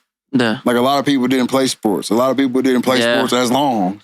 Or they stopped at the elementary level. Or they stopped at the middle school level or whatever. Sports is real life. Exactly. It's life bottled up in a game. Yeah. I see the same thing with military people. Like when I see military people and then I had my own little military experience, it's something I know that I have to realize that person went through something that everyone else didn't go through. And you get a unique perspective going through the military. It happens to everybody. Now, it's different. It's different, yeah. It's different. It's like the core shit you can lean on. Like you got to be able to change up, especially if you go play any sport at any type of level. Yeah, being able to change is crazy, fam. Because we're talking about like trying to be open-minded and all that stuff, right? If you're not open-minded, then somebody could just watch film on you and have you figured out. And then even watching film is a big thing because we're talking about walking away from arguments and reviewing it. Yeah. Do you know how to go back and review what you just did for real? Yeah. That's more than just you're talking about more than sports. You're talking about life, huh? Yeah. Like going back and reviewing what you just did. When have you practiced that if you didn't play a sport? You never go back and review nothing. You just outside of a test in school, maybe. Yeah. See what you got wrong. I do that a lot with these podcasts, and since I'm editing them, I go back and I see, and I'm like, God dang it! Like this, I had one guy on, like I talked about him earlier, Chase. So I had Chase on, dude, and like I never met bro, but I just heard so much about him, and I knew. Like, we had like a little 5-minute conversation while I was setting up the cameras and shit. I'm excited, bro. Yeah. Like, because this is a dude that you meet somebody, you're like, okay, me and this dude can talk for 3 hours. Facts. Easy. Facts. So it's like, I was so excited that the first 5 minutes of the interview, like first 5-6 minutes of the interview, I was kind of like cutting him off. Trying to get it in. Yeah, bro, because I wasn't even just like, I really wanted to hear what he had to say, but at the same time, I was like, I'm talking to this guy I want to talk to. He does a lot of cool shit. I like this shit. I know that he thinks similar to me. And so it's going to work. Yeah. And I was just so antsy to get in the conversation that I was like, kind of fucking the conversation up. My wife was watching it. She said when she watched it, she was like, I really enjoyed that interview. She said at first, she said she was at home. She was at work in front of her camera, like, slow down. Like she was trying to talk to me. She was like, just chill, man. Just chill. So, but to watch yourself for hours on a podcast, it's different. Like, I'm going to see this moment later and I'm going to think about it, like, and analyze it and be like, it's different. I should have shut up in. I should have asked. I should have dove in more here. But that could come from sports. I'm telling you, bro, you knowing how to review a situation, regardless of what the situation is. Right. Or whatever. And sometimes I might do it too much, right? Like just a normal passerby in the store. right? I passed by somebody in the store. Hey, how you doing? Like they hit me with that. Wasn't expecting them to talk to me or whatever. And they're like, how you doing? Or I'm like, oh, what's up? You know what I'm saying? Like, I don't even answer the question type shit or whatever. And I'm walking, like as I'm walking or whatever, I'm like, damn, fam, what you doing? Yeah. What's up? What you mean? You know what I'm saying? Like I'm analyzing what just happened or whatever. And I think a lot of people don't do that. Like it's situation over, bam. No. I'm a thinker, for better or worse. I'm a thinker to the right level, I think. Like I don't overthink it. Yeah. I might underthink it before I overthink it. Yeah. I might overthink it before I underthinker. I'm a full sender too. Full sender? Yeah. If I get the idea, just go. Yeah. I gotta do it.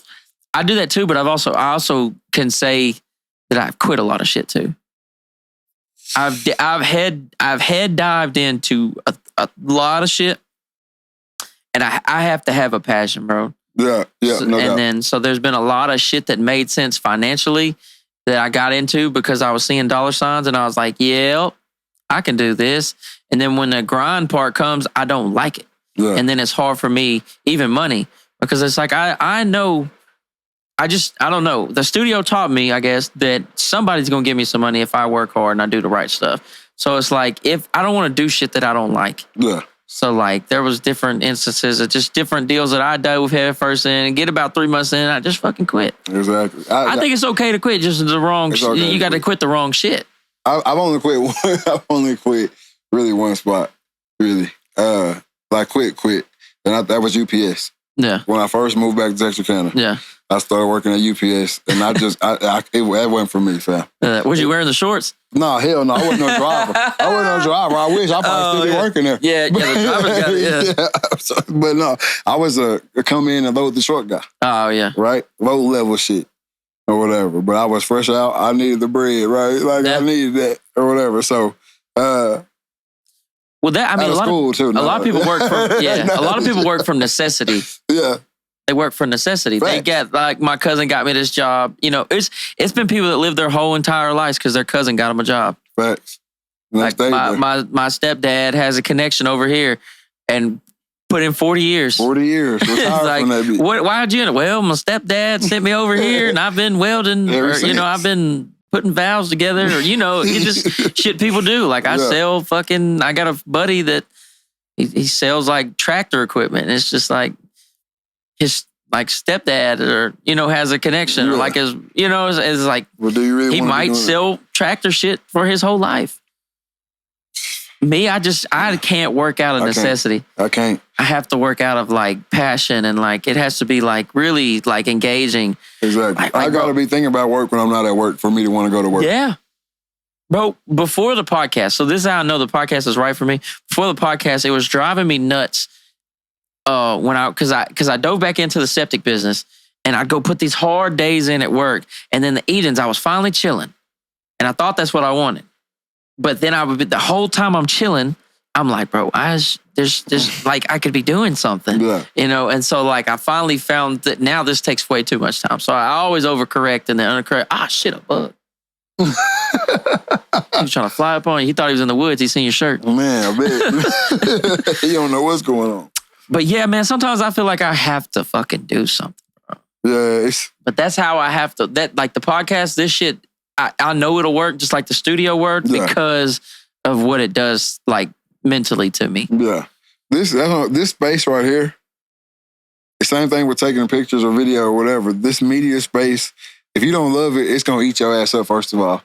Yeah. But having that love for it, it's the closest thing that I've gotten to, like as far as my love for sports. Right. Like obviously I love going out there in the woods, like hunting, but like the actual hunting of the whole shit is my least loved part of it, right? Yeah. Like and then part of that's kind of tied to your brand too, huh? Exactly. And so that the hunting is almost like a job too. Exactly. But even like for me, like the hunting part of it, like the shit leading up to the hunt and during the hunt is the shit that I do it for, right? Like the meeting up with the crew. Yeah. The planning out how we're going to get this shit done. The staying in the shitty ass hotel because we're in the middle of Bumfuck, South Dakota, right? Yeah. Like that's the shit I do it for, right? That story. Whether we kill a baby or we kill a monster, I'm down for the ride. Yeah. And then, and especially with the getting it on film, that whole part about it, like actually, the actual harvest of the animal is going to be like 10 seconds of the video, right?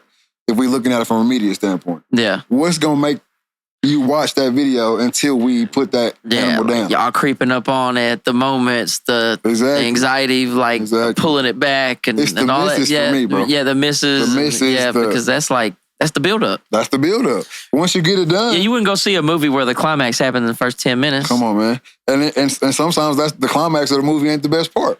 Yeah. And real. so, sometimes the climax will let you down. Like sometimes you get to something and like this movie was great until the end. And that's what it was working towards. That's what it was working towards. And they did. It was like, hey, you ever watch Game of Thrones? No, I ain't never watched Game of Thrones. Oh man, Game of Thrones is like the game. Which the more I watch it, the better the last season gets. Yeah. But like for a lot of people, Game of Thrones, the first 7 seasons are the best TV in history, and the 8th is like this biggest letdown ever. That's what I hear. That's what I hear. But it could be like that. Like, well, that's what it was like for me on the hunt. I don't the actual harvest of the shit. That's cool, but I wanna fucking have a good ass time. Yeah. Drink a little brewski, drink a couple brewskis. That's probably the only time I really be drinking like that. Drink a couple of brewskis, man. Hanging with the fellas. Yeah. And going out there. I mean, even though you ain't saying nothing to each other, right? Because you're hunting. But it's like being your boys. Yeah, though. But it's we out here doing it. Everybody's working on the same goal. You got 3 people over here. You got 3 people over here. You know, you hunting with your 2 or 3, and it's just something about it. Then you sitting out there and it's dead silent. And most of the time, wherever you're hunting, it's probably gonna look good because you want it's gonna be somewhere the deer would go. Yeah. And so you sitting out there in beautiful country somewhere, no sound, no service where we be hunting at most of the time. You know what I'm saying? That's the best part. Yeah. It's you and the world. That's like when we go on cruises. I don't buy the package, fam. It's you in the world. Yeah, I be out in the middle of the ocean. No cell service. I love that shit. Luke, when was last time? This fool was on Snapchat the entire time. I said, bro, ain't no fucking way. That's one thing I try not to do too. And it's hard now that I'm a full-time photographer. Yeah. Is put that damn camera down. You can't live through the lens no matter what. Yeah. Man, F that post.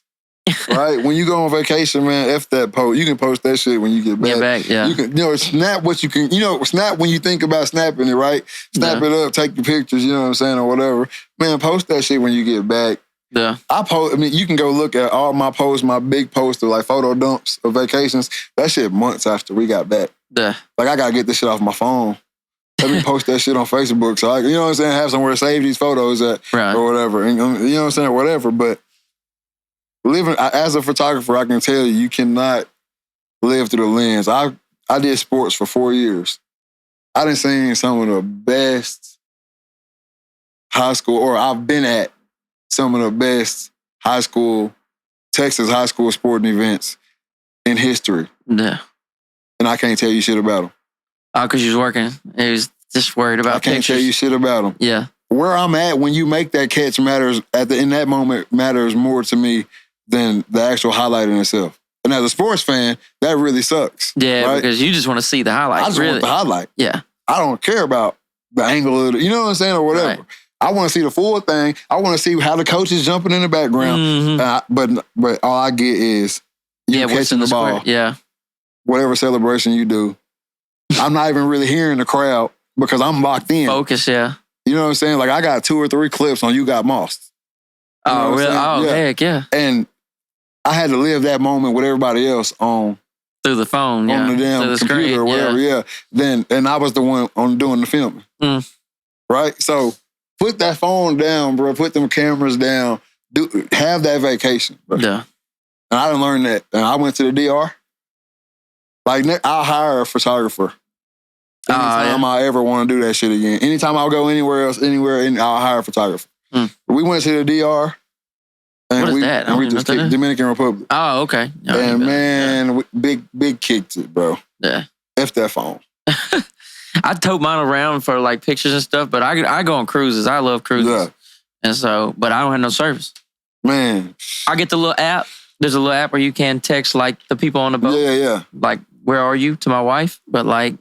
Other than that, come on, man. Yeah, bro. The break from, and I know this next one's going to be, bro, I've never been on the internet like I've been on the internet since December. Bruh. This is a push like I ain't never pushed before. Like posting every day. Like I post almost every day on like 8 different platforms. That's my biggest thing too. Like sometimes I feel like I let my personal, because I got my personal pages and my business pages are all separate, same like you.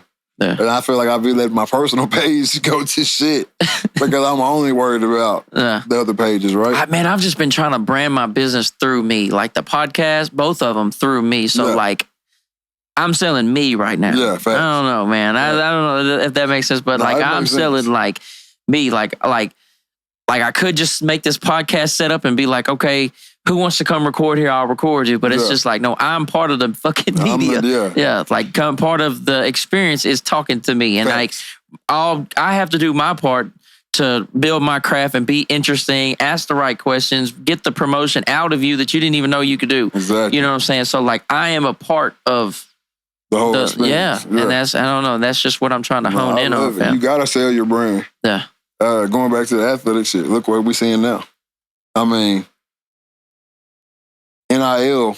Oh, yeah, dude. From the jump. I mean, we talking about possible in Texas having high school NIL. Really? Like, that's a possibility. And so, like, man, I don't think an 18-year-old star football player needs a fucking I think they Rolls Royce. It, you think they deserve it? At the bare basis of this shit, they deserve it, bro. But don't you think that might could set them on, like, I don't know. I feel like, so part of the argument for this had to have been that people aren't really fully developed. Like their brain ain't developed until you're like 25, fam. So like you wouldn't want to give people millions. Like if a 6-year-old can sing, he gonna get $1 million tomorrow. If he can act, he gonna be on the commercials tomorrow. Yeah. You know what I'm saying? We only say the money thing on the age when it comes to the athletes. And any other thing else, if you can do it. But you got to think a lot of these child actors have been getting screwed. I mean, you see that. Now, and I say this too. I always say this. Every system is going to be taken advantage of. Yeah, no doubt. You know, we can put whatever in place because you're not now with the child actors. They got all the lawyers and stuff in place. Yeah, you have to, because you get Nickelodeon. Yeah, before you get to the parents and anything, it's other people in place helping the child actors at this point. And they can have that off the rip in this space because they getting the chance to start it in 2024 and not 18 whatever. Yeah. 18, 20 or whenever acting and everything really got popping. It was probably the 1900s, I think. I think 18, 20 was like... Really? It wasn't like they have cameras? But it was like... Oh, you're talking like plays and stuff. Okay, yeah. I'm with you. Yeah. I think that's like the first recording of like a child getting screwed out of their shit. Oh, dang. It's like 18, 20. Well, I believe it. But... it might be 1920 though. I could be fucked up. I feel like it's 19, but I don't know. Yeah, I could be out of there. I don't know. It's been a long time since I've seen that stat, but it's been out there. But they could do that. But when you really think about it, right here. So you're saying they could restructure it now, or make the games free to get in? Make the games free to get in. If you're not gonna give them no money, if you don't want to pay high school athletes, you don't want them to be able to, because if you're a high school athlete, you can't work. Not during your season. No, you ain't got time. You go to school till 3, after school, practice. You get out of that about 5, 6, and then what, you gonna go work for 2 hours? Yeah. Work for 3 hours, depending on where it is. They close at 11, you can get 4 hours in. You know what I'm saying? Like, it don't make sense. And then it just don't work, right? It ain't enough time in the day. So you can't work. A lot of these kids, we talking about, like we were talking about Washington, that meal they get after that. A lot of these high school athletes, you got some high school athletes, especially in Texas, rushing for 1,000 yards a season, 1,500 yards a season, 10, 15 touchdowns, 20 touchdowns. We coming to the game to watch him or them, paying whatever it costs to get into the game to watch him or them, and then he going home to no food. Yeah. I guess I see what you're saying. I can't make that make sense in my brain. Yeah, but I mean, I don't think it doesn't need to. I just don't think that they should just be handed a truckload of money because you catch a football. You're talking about like realistically. Yeah, I'm talking about like the amount of money that the high schools are making. Like obviously the college players, I feel like they getting screwed still because they're not even getting paid from the NCAA. You got to go out and make your own bread still. Yeah, which is wild to me. But. Because the NCAA has to be making... Oh, they're making a killing. Yeah, because, college sports. Yeah, they making a killing just off the tournament alone. Think about that in basketball. Madness. Yeah. The tournament alone, they could pay all the players for the year. Every player in college basketball off the tournament. Well, so is it like just a profit thing? Is it just like another dirty world problem we have? Yes. Just like motherfuckers just can't help. Yes, they can't help but screw somebody. God, they can't help it. I hate that. So the high school level would be like, let's say a high school game is pulling in 10K a Friday night. Yeah. All right. A percentage of that 10K should be allotted to the team directly, and then out of that allotment, a percentage should be dedicated to all the kids. Then you've got the so-and-so's a star athlete, he makes money, and then so-and-so's on the bench, and he has the same football season. Or are you talking about everybody get paid equally? Yeah. Ain't no, because we don't even start it off where Buddy making more. Yeah, because I can see where that's a big problem. That's why NCAA gave us a sleeper pill. Like, here, we finna give y'all this and get off our ass, because we not coming off no bread. So here, we'll give y'all's name back. We'll give you your name. So the NIL deal, that's a way for them to get picked up by like a brand. Yeah, your name. So when I came through, and everybody before me, once you signed your letter of intent, you signed away the rights to your name, image, and likeness. So like while I was playing football, I couldn't come back to Texarkana and have posters saying SMU football player Nick Reed is hosting a defensive lineman skills camp. Y'all come out and it costs $20. Yeah, you couldn't make no money. No, not off my name. Damn, that's crazy. They don't pay you and won't let you make money. Exactly. Because they own your name, right? They own your name, your image, and your likeness. It's starting to sound like a word that we don't like to say. You hear me? Now, think about this right here. Now, think about this on this scale. I never heard this really broke down. Exactly. This is what I like to use this right here. Johnny Manziel, right? Even though he found a way to make his bread during that time, right? Right. But think about this. If you're Johnny Manziel and you know what you're doing for A&M, or you know you the biggest star in the country for a fact. It ain't no question, right? You the biggest thing smoking. You walk into the library and it's number 2 jerseys everywhere. Now, no, they don't say Manziel on the back, but it's number 2. Maroon, Texas A&M jerseys everywhere in the bookstore. And by the time you leave the bookstore, there ain't none. Yeah. But I'm eating ramen noodles tonight? Nah. Yeah, so the college stars were down bad financially at one point, huh? I mean, yeah, think about it. Most of your college stars are coming from bad situations. Yeah. College spade to spade. Ain't no mama can I get. You know what I'm saying? Yeah. Except the athletes that have like dad athletes, huh? Yeah. You got a dad. I mean, obviously they well. That's a whole branch. Yeah, that's a whole different branch. Yeah, that's a whole different mindset. We talking about. But you're talking about like that, like the first generation, like so not Bronny, but you the first cat that's going to college. Yeah. You the first cat. Think about that. If LeBron goes to college, there's no NIL back then. He don't sign that Nike deal. So LeBron wasn't gonna make no money in college. No money. I mean, I'm sure whatever was gonna happen under the table was gonna happen under the table, but yeah. I wonder what would happen if Bron would have played college ball. It would have been wild. He would have just dogged him out. He would have dogged him out, fam. Bad. Hey, think about Shabazz Napier, though, right? Yeah. What really got the whole NIL shit kind of kicked off. I was in college at the time. They win the national championship, UConn, in basketball. And he gets up there and he talking about all the nights that they ain't have nothing to eat. Like, how we on this, how we doing all this and we ain't got no food, fam? Like, yeah. This shit ain't sweet. You don't have no income. You know what I'm saying? This shit ain't sweet. So what are they eating like at the cafeteria? They started giving us meal plans. Yeah, they started giving us, so once you moved off campus back then, it wasn't no more meal plan. So you had to live on campus just to eat. Yeah, so your freshman year, you lived on campus, right? And then when you moved off campus, that was their way to pay you. So you move off campus and they give you a stipend every month. So depending on where you was going to school at, the cost of living in the area and the cost of living on campus, they average that shit up and they give you a amount of money. It's different at every school, right? We was right in the middle of Dallas, Highland Park, University Park. So our shit was like $1,700, right? For how long? For a month. A month, okay. So you get, but off the rip, the rent, you know what I'm saying? So that 17 go down to damn. Yeah, okay, so that's for your that's for your apartment too, and for food. For your gas, for your food, yeah, for everything. Yeah, that's not like, even. And you a Division I athlete at this time, so you eat. Yeah. You ain't trying to just get by.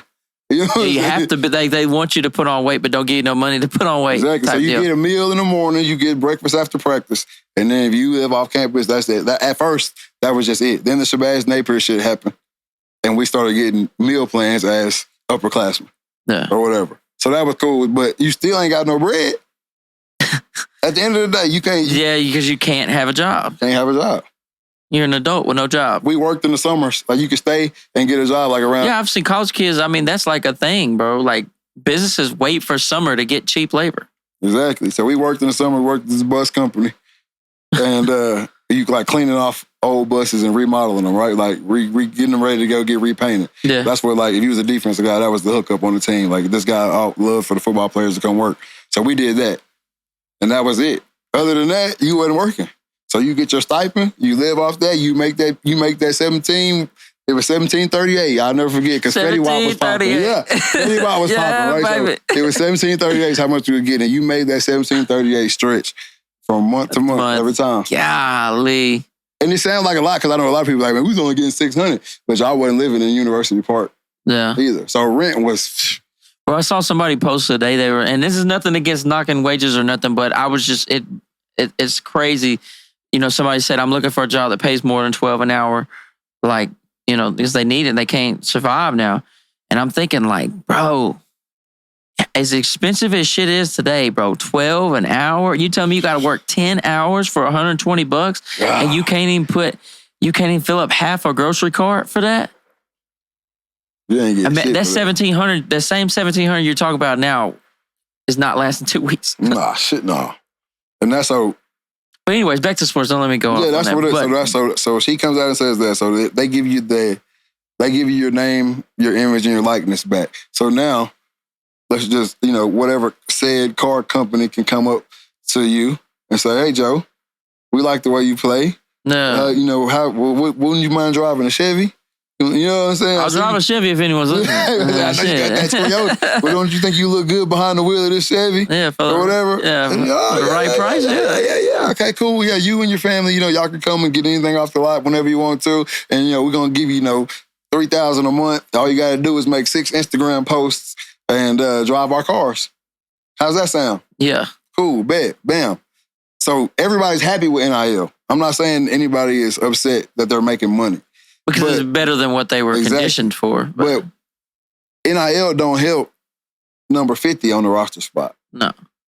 I'm not checking for you. Yeah, he might get some shit back from his hometown, but he not getting... Survival? So now we hating on each other throughout the roster. Because QB... Yeah, because somebody has a deal and I don't have a deal. It's the same thing we were talking about with high school, except it's... And grown-ups are not no better than high schoolers when it comes to the ranking shit. Hell no. No. But if the NCAA would have bit the bullet like they should have, like we should have forced them to, then each team, your team makes a percentage of this is the income y'all bring into the NCAA. And then you're saying everyone gets paid equally. This is what we're giving y'all's football team to pay y'all's players. This is what you pay your players. It's all a seamless system. Nobody says shit. We getting our money. We getting the money that we're earning every fucking Saturday when we strap this shit up and go out here and damn near die. Yeah. We earning this money. Get CTE for you. Exactly. and so come on. Like when you start talking about stadiums like the Big House, Michigan. Oh yeah, like the mission that I mean, for some reason this wasn't registering me, but like the amount of money a college is making to fill out, like when the Hogs play, I went to Fayetteville and saw that, bro. And I just see all these people, and you know what they all paid. Come on, man. And you do the math. And they don't make, and you're telling me you can't give a player some scratch? Can't give them some education. They're paying for education. You coming up out of it, and there ain't even no Is that what they say? Like, okay, well, we're giving you a full ride to college. Shut the hell up. So tell you, they give you the dollar amount of what. This is how they sneak this shit over. Okay, that makes sense. Yeah. Their argument. This is how they sneak this shit over the kids and the parents through all the recruiting. Me and my mom went through recruiting together. Like, and you went where again? SMU. SMU. Yeah. Okay. So me and my mom went through recruiting. She was my recruiting coordinator. Everything. Sending CDs out. That was back when we were sending DVDs. Right? So, mixtape, for real. Yeah, for real, whatever. But they pull this shit over your head because they come in and they say, hey, we want to offer you a such and such dollar scholarship. Okay. You know what I'm saying?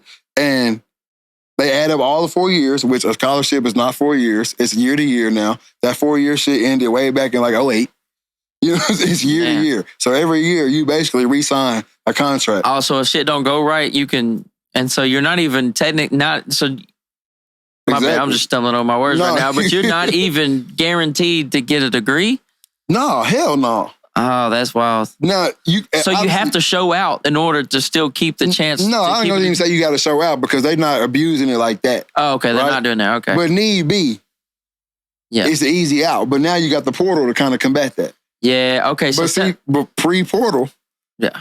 Your scholarship in that year over with, exit meetings, we done, you know, you're not going to, they'll tell you some shit like that. Like, you're not going to play, fam.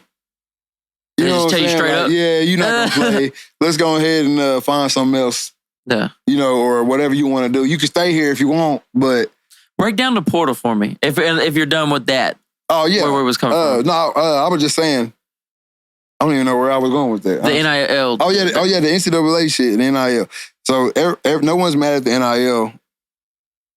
But it could be real. Yeah. It's not the NCAA still. Now, if they paid everybody, do you think that there could still be an NIL? You think they could work together, or would that get rid of it? That would get rid of it. It should be gotten rid of.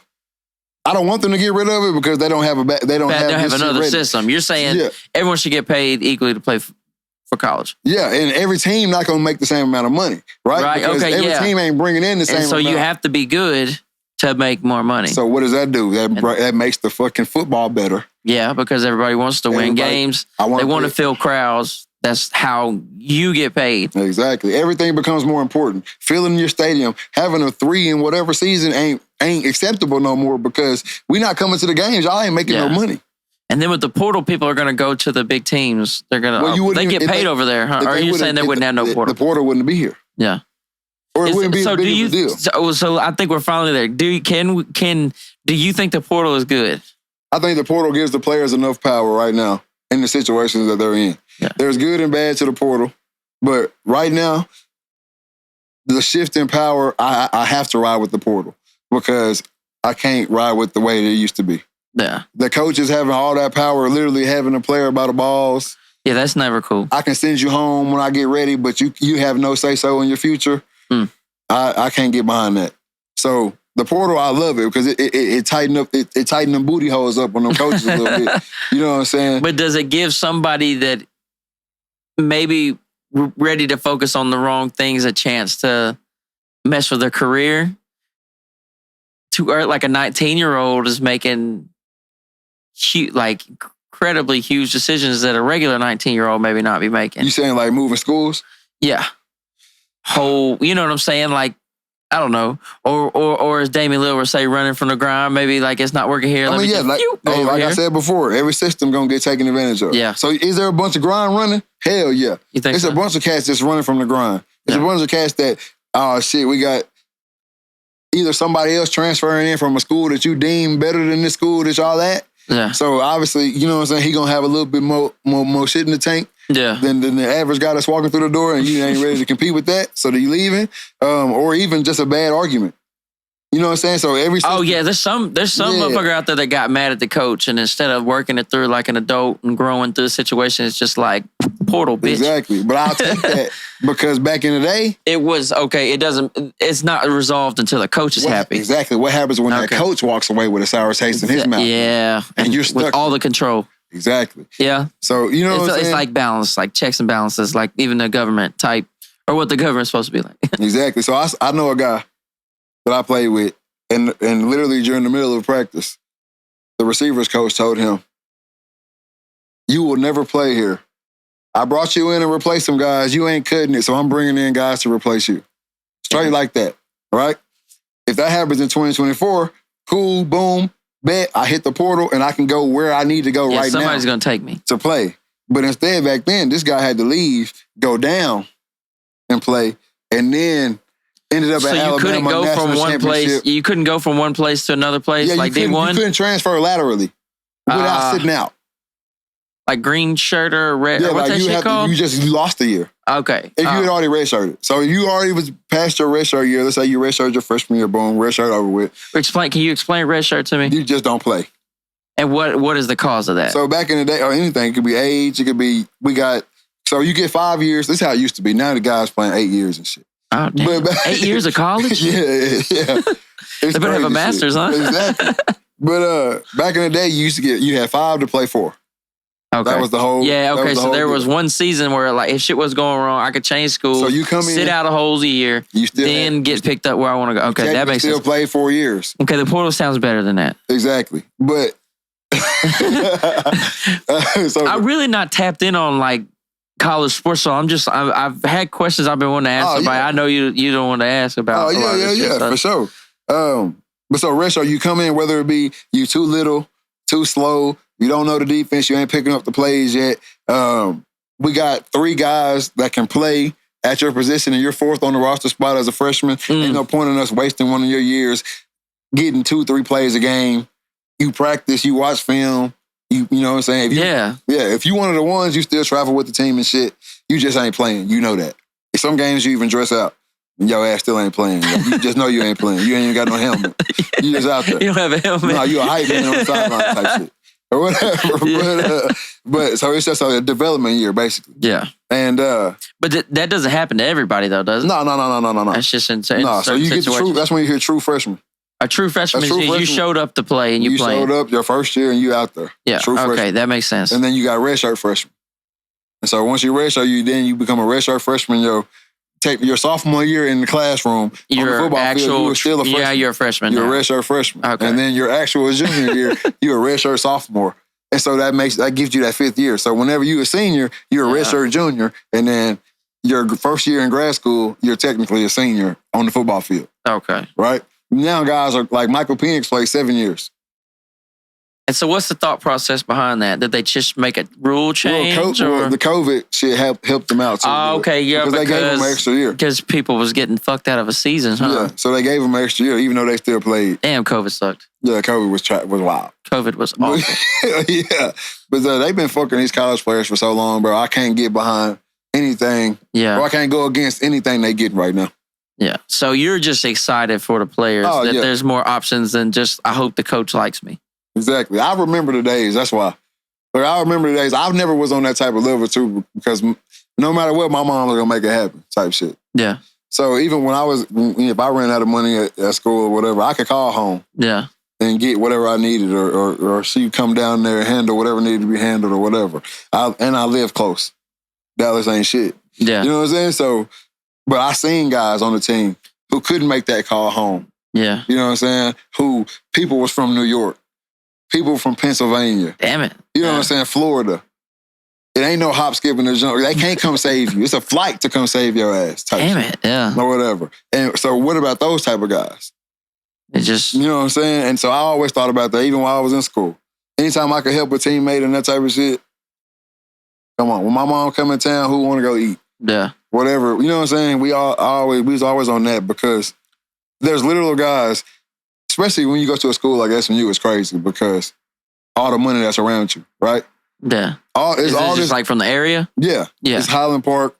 It's, some of the richest of the richest kids. Yeah. Some of the richest of the richest kids in the country are there. Their parents are movie, you know what I'm saying, whatever, artists, whatever. All there. And then you got 150 kids walking around with nothing. But they're just fucking ballers. But a lot of people there to see them. Oh, yeah. Everybody's there to watch on Saturday. The poor athletes. That's insane, bro. You see what I'm saying? Golly. It's some wild shit when you really like blow my mind that the stadium is full of people there to watch the poorest people on the campus. Bro, when you think about it, because a lot of schools, they was taking care of these guys underneath the table, right? Yeah. A lot of schools were. But when you think about it to the basic level of this shit, there's literally guys who held up Heisman trophies and went home to an empty ass apartment. Think about that shit. And they say that's just part of you're building character. You got an education. You got a free education. And so that's been my whole stance on that shit from the jump, bro. Like, it's not enough. Education is not enough out of that shit. Yeah, because the education doesn't necessarily even mean a job. Nah, hell no. 75%, I think, 75% of the people don't have a job in their degree field. Damn it. I never even took the ACT, man. I took that bitch 3 times. They asked me, they was like, you want to take it? I was like, man, no. I fell asleep in my first ACT. I took the ASVAB. Turned up on that hoe. I actually scored high on it. I'm telling you. I scored high enough to get a better job than I picked infantry like a dumbass because I want to shoot guns. I want to be out in the woods doing a hoo-hoo bang. Let's talk about that military experience. Oh, man. It's 10:15. We start. It's been 2 hours. We'll probably cut. What do you think? Cut this into two of them? Yeah, probably so. Probably so. I can tell you want to keep going? Yeah. It's up to you, bro. Yeah, I'm with it. Yeah, because I can always break these down differently. I don't know. It was good for me. I was a knucklehead. I needed to be unknuckleheaded. Yeah. I think their system for I think it is a lot like joining a football team. My buddy went and played for SAU. Yeah. And he played all 4 years. He started as a freshman and all that shit, played center there. Big dude, big white dude, Chris Paul. He got a cool name. Chris Paul. Chris Paul, yeah. Yeah, he's a coach at Texas High now. Yeah. And I can't tell you where he's going because it's not supposed to be released yet. So anyways, but a good move for him is coming up. But anyways, we would swap war stories. He'd tell me, my coaches made me do this. I say, well, the drill sergeants made me do this. Yeah. I think it's in a way, and infantry was all guys for the most part. And at the end, they started trying to bring women in, and that kind of like fucked it up a little bit because the standards was different. Mm-hmm. And they still to this day can't figure out how to solve that. Sorry, if people keep watching, I keep bringing this shit up too. But that was just like, because I keep talking to fitness people, and they're always like, well, tell me about fitness in the Army. And I'm like, okay, well, it was really confusing for several years. And I don't know if they solved it yet because I'm not in no more. But when I got out, it was not solved. Yeah. But anyways, it was all guys for the most part of my job. So like you'd be in a barracks, it'd be all guys. You would go to the field, it'd be all guys. Sometimes we would come across cooks and, other jobs, and you'd see other women and shit out there. But what I'm saying is it's like the football team, like, and the barracks is like the locker room, and it's like, you get with guys and you know how guys get. Mm-hmm. And I don't know, the physical punishment is a similar thing. You fuck around on the football field, they got something for you. Yeah. They're not just going to yell at you. They're going to make you earn it. Did y'all ever think about game day, though? Game day. Because, in football, obviously, we practicing, but we know for sure Saturday, we going to war Saturday regardless. Yeah. Every I guess what you would call like simulation of like a battle. Every like battle drill, like drills and everything would be like, that's how they would encourage you. Like, we used to do this thing called glass houses, and they would just set tape on the ground and it would be walls. Like you would envision like you're going, and you would just be clearing houses. Yeah. It's how they teach you how to clear houses. And so we'd be out in the field, with tape on the ground, just pretending to stack and go into a room. And, first person goes this way, first person goes this way. And then how do you clear a room? You know what I'm saying? Like, how do you, hold a hallway? What if you got a room over here and a room over here? I mean, like if you think about this room, if you kick this door down, me and you were stacked up, it's just us two.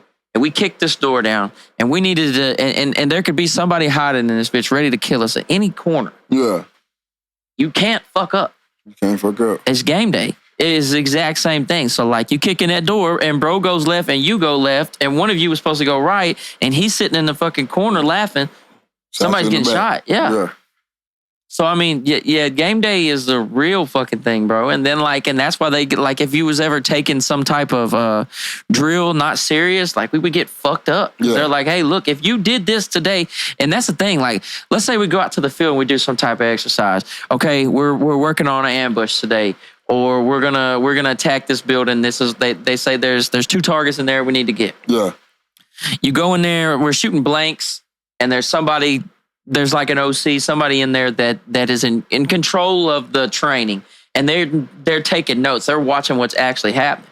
So you and your buddies kick a door in and we file into a room and we pretend to clear it or whatever. But it's like, if 3 of us out the 4 get killed in this simulation, that's bad. That's bad. That's fucking awful. Yeah. You know what I'm saying? So if this was a real life situation, our whole friend group is dead. Yeah. Maybe one guy survived. That's not good. These are not good numbers. You know what I'm saying? So game day, in that sense is like, yeah, look, they could literally show you, hey, you would have fucking died right here. and that can motivate you. Yeah, because it's like, damn, I don't, if I was to have to kick this damn door in, I would like everybody in this house to be, the grass and we be the lawnmower, not the other way around. Yeah, no doubt.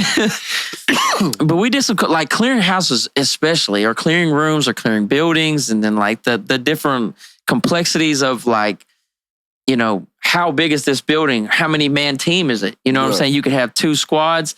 You could have 2 4-man teams. You know what I'm saying? Where 4 people go this way, 4 people come this way, and like you're working your way through a building. Like clear this room, clear this room. It's a system. We're talking to each other. It's got to be smooth. If somebody fucks up, you can't shoot your buddy. You got to know where everybody else is at. Facts, you got to know where your buddy's at. Let me ask you this too, then. Because I done been on some bad teams. I know one of my years in college, we were the second to worst team in the country. You talking about bad situations? Yeah. The group of guys you were around, did you ever feel like if it popped off, it's a team you was going to get a dub with? Or if it ever popped off, like... Fam, Brewer was in my unit for a minute, fam.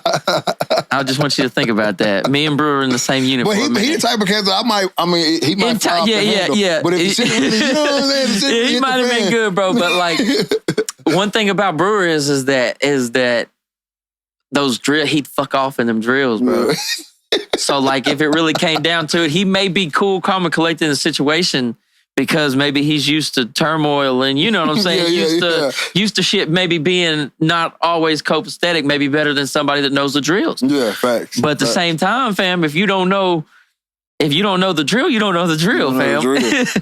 And so, I mean, you fuck off every drill, and then we get in a situation that's life and death, and you have to know that. It don't matter how gangster you are back home, we may all die. Yeah. No, I wasn't even alluding to the gangsterishness. I was alluding to the sometimes. But I was just saying, like him for an example I'm just saying, fam, like it's people out there that was dicking off, fam. And it's like, fam, we might die. Sometimes you gotta have that. Earlier we talked about like, the overthinking shit. Yeah. Sometimes you gotta have the motherfucker that don't really know the drill. Yeah. Because he may go straight. He may be the only one ready. He may be the only dumb son bitch to run at the road maybe what needs to be. Yeah. The fucked up decision might save us all, and it's crazy to think that, because even my world in sports, the fucked up decision saves you almost every time. Yeah. The fucked up decision. All right, I'm shooting this gap. I don't give. I'm supposed to take 2 read steps right here, but as soon as they snap the ball, I'm shooting this fucking gap, and I shoot that gap, and I sack this guy. He fumbles it. We get the fucking ball back, and we win. Yeah, right? this is a big thing in the military, fam, because like this is the big struggle in training. Is because they're trying to decide if they want people that just follow orders, or if you want people that think freely, but then you have the balance. It has to be a balance of both, because the free thinker is going to fuck up and do some wild shit. And the rule book dude is not going to be able to make the right adjustments on the fly that might save somebody. Facts. And it has to be the same way with football. Because you can't just crash out at football. No, you can't. You can't just do the unthinkable every play. No, you can't just crash unless you're out. like Patrick Mahomes and you can. It's calculated crash out though. Yeah, he's crashing out because it works. He already know he's playing for the crash out. Yeah. That's another thing too though. I feel like I've always been interested in the military because I always knew I wasn't ever going. Yeah. When I was in 8th grade, my brother went to the Naval Academy, right? When I was in 8th grade, the head coach of the Navy football team ate dinner with us. And he was like, and when he got ready to leave or whatever, he was like, hey, we're going to be back for you in a few years. And I literally told him, hey, don't even waste the gas, fam. Because I just know myself. I'm not. But I mean, if I will say this, if you made it through did you play all the years? Yeah. Yeah, you made it through 4 years of D1 football. Yeah, you could have done it. I mean, yeah, I could have done it. You just get put in physically. a system. Yeah, physically and the system life. But I'm just saying, like, game day. Oh, yeah. Game day for that shit, I ain't built for it. Yeah. I just know I'm not. I'm not entirely sure that people that think they are either. I don't think, that's something you just got to be thrown into, right? I never was put into an actual game day situation. I just have game day training. Yeah. I don't know. I know. That's my whole thing, too, about the military. Even when I was thinking about it, like, I never could see myself in a war. Yeah. I couldn't see myself being on the ground, full geared up, going to do that shit. Dying for some old white dude's fucking beef with another old white dude or another. It never crossed my mind, bro. So I've always been interested in it though because I read the stories and I see the shit on the movies. And, you know what I'm saying? It's some heroic shit. And I want to know. But how heroic is this shit though? I don't want to dampen the mood, but I will say, think of your favorites. Think of some of your favorite movies. Like, okay, they saved a couple people, blah, blah, blah. That's kind of heroic. But like, if a 25-year-old does something crazy heroic and a certain situation goes their way, but that 25-year-old dies. In a sense, that's heroic. But at the same time, like, if you think about like the concepts behind the war, what if it's some sham war over oil or some dumb shit that two old white dudes are beefing about, fam? It was heroic in that moment for him to maybe save somebody or to do something, but he literally threw his life away. Facts. And that may sound unpatriotic, but it's not. And I'm all for the military. I'm not one of them dudes, and I understand why war happens and what happens. I know that in my day-to-day life, I don't wake up and want to go fight some motherfucker from another country. Never one time in my life that I wake up in the morning and say, you know what? Fuck that Chinese dude over there. Never. Me and him need to go toe-to-toe and see who survives. It's never like that. It's always two countries beefing, two old dudes that we don't have no contact with. They don't think about us. They don't know me. They couldn't point me out from some other white dude. You know what I'm saying? Yeah, no doubt. And so, like, now it's patriotic for me to go get my ass blasted over there. Yeah. I love the country. I am actually proud that I start. You know what I'm saying? Yeah, no doubt. It's no bullshit. But if you think about if you really think deep about the concepts of it, it can take you down a rabbit hole that I don't like. Like, bro, I would be so upset if I went and died for some dumb shit that didn't really fucking matter. That didn't matter. No, for real. And that's another thing too, though, because I would consider myself patriotic, right? Yeah. I'm not one of them cats that's hating on America. Because I look around, I done been across the water. I look around, and I don't think there's no other spot that I'd rather be on the daily. Now, it's cool to visit. Yeah. You know what I'm saying? The resort's on point. Yeah. But if you live there, you don't live in the resort. No. You know what I'm saying? So, like, I've always been the type of guy that's been like, I'm with this America shit. You know what I'm saying? Like, America's badass, bro. Like every system gonna be taken advantage of, and so there's never been anything like this. This is like a big social experiment that's never been tried before. Exactly. So I think I consider myself a patriot, but in no fucking form or fashion will I ever. It's never been like since I was a little kid. You knew that you didn't want to go like that shit dumb. Like, bro, y'all crazy. And I'm a military family, right? Yeah. Like, it's a lot of my family through the military. But I always used to be like, man. Like, that shit, it don't make sense to me. It's sad because the way the world works, somebody has to fucking go do that shit. Somebody got to do it. Somebody has to go serve. And hats off to all the people that don't care that they're the bottom man, the person that's just going to go out there because they feel like it's the right thing to do. Because if nobody was in the military, we would all be fucked. Mm-hmm. Because not everybody else in the world is going to say the military is stupid. Exactly. We don't like the concept of war. We're just going to stop. No, everything has its place, bro. Yeah, nobody, no other country's going to do that shit. Because war is like ingrained in our fucking spirit, bro. It's in us, bro. It is. It's innate. And that's another thing I wanted to talk to you about, too, because I know you get down on this type of shit. War, like being a savage, if you go back and read through all the shit in history, like being a true savage. What type of time period are you talking about? Like, I mean, you can go back to like Spartan, like a fucking Sparta. You can go to Genghis Khan and them. Yeah. You can go to Shaka Zulu and them cats over there. Yeah. You can go to hell. I don't even know you can say his name online, but the Third Reich. You know, you can go through all that shit. Yeah. And throughout history, we was just known. I can't say it online. I don't know if you can or not. Yeah, you can go through history, and it shows to me that being a true savage is innate in humans. Like killing, murder, rape, scalping. Yeah. It's all been done from the beginning. Yeah. It ain't no new shit. So I feel like it's no, if anything, it's tamed. Yeah, it's ingrained. Until we found new ways to do it, like nukes and shit. Yeah. I think or even cyber. Yeah, cyber. Yeah, I think we've like gases. Like they've just, I don't think it hasn't changed any. It's just, we're just getting more creative. We have more money. We have more technology. We have different ways to flesh out that same itch, I think. But we just, but I mean, some people think it's like a tribal thing, like that we haven't, like it's something in our genes of a time where it was different to survive. And that even though it's been thousands of years, we haven't ditched some of that shit in our DNA maybe that says, you fucking fight, dude. Bro. We're animals, right? In the truest sense. Yeah, right? You're a mammal. I'm a mammal. A lot of people don't like to think of us like that, but we are mammals when it comes down to the damn chart. If Bobby was alive, right? Yeah. Let's just say Bobby. Yeah, if Bobby was kicking it right now, chilling in here, laying down alive, and you were sitting there petting it, everybody that walked in this mug would tell you, no matter how long you had Bobby, you're going to tell, I had him since he was a little kitten or whatever. Yeah, we bonded. They going to tell you, but that's still a wild animal, fam. Yeah. I don't care how long you had. You got you a lion or tiger in the backyard, they finna come take your ass to jail because that's still a wild animal. Right. You can't tame it. So you think we can't be tamed? We can't. And that's why it's an interesting thought. If you give a kid no structure, he gonna tear this motherfucker up. No doubt. If you let a kid, if you took a kid right now, and you going like one of your kids when they was first born, and you say, all right, babe, monitor shit down, and I've been trying to structure them. They got structure, and it's tearing up my structure. Yeah, so think about that human nature, bro. Like, we so close.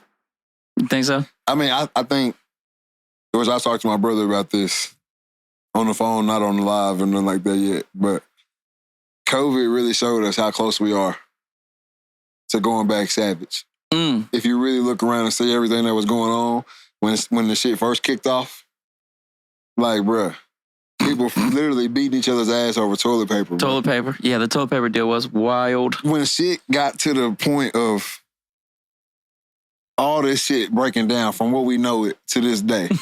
You know what I'm saying? Like, when it really got to that moment, it was so quick to go back to the savage shit. Like, it didn't take a day. Whenever everybody, like, the legitimate shutdown, right? Like, we gonna shut down. You can't go nowhere. Because I remember at first they were saying you're only going to be able to go to the store if you're caught out just driving around. And shit. Yeah. That's like curfews and all kinds of stuff. Yeah. So when it got to that point, the first instinct was to go, fuck everybody else. My family needs to be straight, and I'm willing to get on your ass or do whatever I need to do to make sure that we get it. I think we're one situation from that at all times. Yeah. And that's like a fucking meteor. An earthquake, a fucking anything, bro. A week with no power. Yeah. The power grid goes down. Yeah, everybody immediately is gonna go back to hey, my family or nothing. It don't even have to be the power grid, bro. It can be just like a town like Texarkana, right? Yeah. If Texarkana didn't have power for a week, no Wi-Fi, no cell service, no power, how wild would shit get for just 1 week? Remember when AT&T shut down the other day? Exactly. People was in a bind. If power goes out in Texarkana for a week, I don't even think we can recover.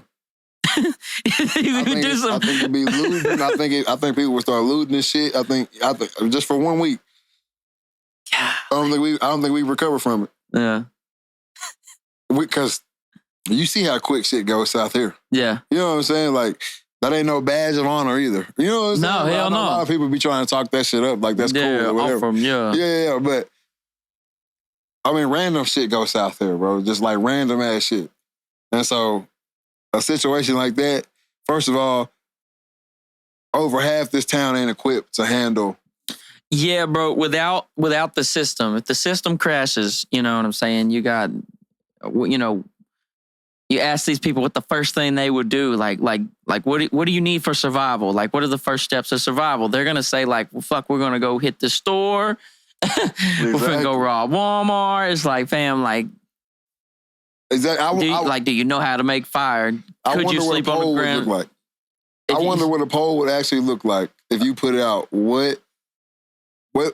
Give me a list of the first 5 things you do. If the grid goes down. If shit hit the fan. Yeah, like legitimately. Let's ask that. Yeah. Do it. Put the poll out there. Yeah, we put the poll out there. What would you do? Yeah. Give me a list of 5 things you would do if the shit popped off. And read them answers. We're fucked as a people.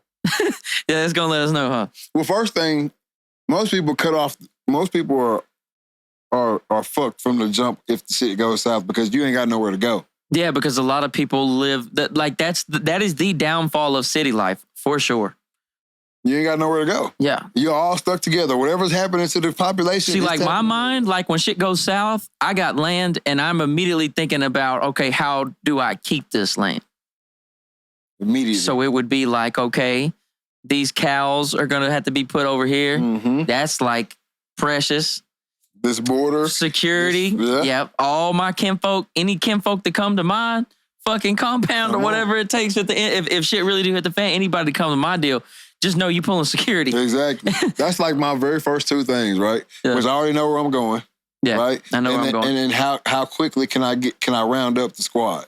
Yeah. How quickly can I get everybody to this location where I can take control? Yeah. You know what I'm saying? Like I was joking around with one of my coworkers the other day or whatever, and I was like, we were talking about like some survival type shit or whatever, and I was like, honestly, I don't know if my family, like in my household, is equipped. Yeah. For the breakdown, right? See, my downfall is kids. Exactly. And why I got little ones. You got little ones too. I could go live in the woods right now.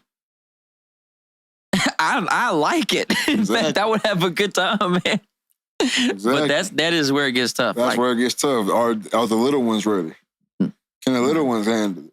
Does it show as a like almost an arrogance as a people that we don't even put importance on that shit no more? Oh yeah, we look at the people that get ready for that type of shit as like they're crazy. Crazy folks. Doomsday preppers and shit like that. Well, yeah, like it might not actually be a doomsday. Yeah, but it's an arrogance on our part that we think that we have the world figured out until a point that the system won't break. It's the safety net. It's the safety net that you have in the U.S. Yeah. Because if you go in other countries, they ready for the shit. Yeah, because shit happens. They ready for shit at any time. We ain't been hit enough, and I hate to say that. It's not like I don't think we need to get hit more, so we'll learn more. That's not what I'm saying. But I'm saying it's just factual. Fact. We ain't been hit on the head enough. Nah, we haven't been battle tested enough as a whole people. Like obviously the military, we have a select few people who it's more than a few, but on the whole grand scheme of things, a select few people that are willing to go out and do like you said, somebody got to do the shit. Yeah, they're willing to go out and do that, and nobody else over here ever has to feel that. Yeah. You know what I'm saying? Like, most people can only relate to, like, through a family member. Right. Or whatever. Oh, yeah, my grandpa, or my uncle, or my cousin, or my brother, right. Whatever. But most of us ain't never did the shit. Most of us ain't never even... Think about this shit. Think about how many people in the U.S. have never touched a weapon. Yeah, that's such a wild one for us to think about because the South, it feels like... Everybody's got a weapon, but... They ain't like that. It don't be like that. I listen to a lot of comedy podcasts and stuff, and these guys are just fucking comedians, dude. And they're just like, yeah, I never had a gun. It's like, never had a gun. Exactly. What you mean? What do you mean you never had a gun? Exactly. Like it's almost like sacrilegious. Almost. It is. You ain't never shot a gun. Yeah. You know what I'm saying? But I mean, my wife, she ain't never shot a gun. Mm. Now she's Texas born and raised. Yeah. So it's. More people haven't than have. That's crazy. And more people, even more, don't know how to use that gun. Yeah. Than do know. I went on a tangent the other day making fun of the rappers for shooting. Oh, come on, man. That shit's funny. Don't know how to, bro. I be watching rappers shoot with no sights. No sights, no nothing. What is that? Why? Like, if you got, I'm talking about people shooting ARs from the hip. Ain't hitting shit. No, what do you mean? There's a sight for a reason. Ain't hitting shit. That's what I'm saying. Like, and there's if you put that dude in the woods, out there too. If you put that dude in the woods and he needs to kill a deer to survive. I mean, if he got an automatic weapon, I still, you know what I'm saying? Yeah. But I mean, that's literally why they carry automatic weapons. Exactly. And I know I always think about that, which I don't want to go like too far off and get into like the gun control and all that type of stuff. But people always talk about, but we got to ban this certain type of gun. Well, I'm like, a person who knows how to use it is just as deadly with a 9mm than you are with an AR-15. Yeah. Or any random Joe Smo who doing all this shit. I don't think that we should have automatic weapons. No, but you can't have automatic weapons. Yeah, that's what I'm saying. Yeah, and that's something I still think that's the right move. Yeah, that's definitely. No, I don't think any civilian needs automatic weapons. Nah, for what? Well, but I will say this though: if the Second Amendment or whatever is to, also to keep the government in line too, because that is a part of the Second Amendment, and that's why everyone has the right to bear arms. In case of tyranny, you know what I'm saying? Tyranny is going to have an automatic weapon. I'm just saying.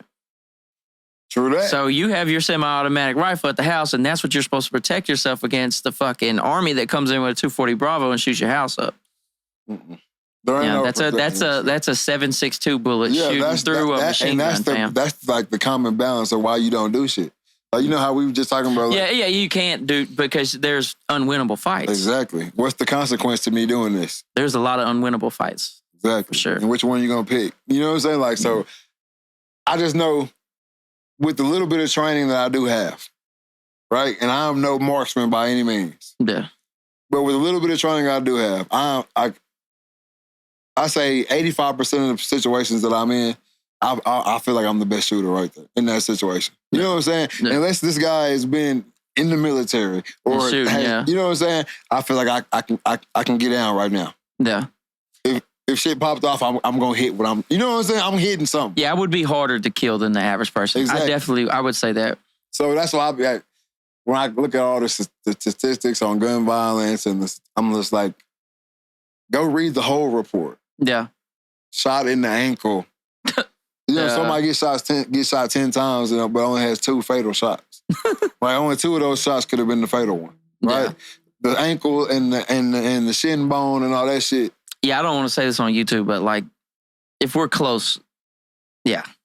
Yeah. Oh yeah. Shit. If we're remotely close, we close. It ain't even no. It ain't even no point in even being in a situation. Yeah. For sure. But yeah, I remember my first experience of starting like the rifle hunt.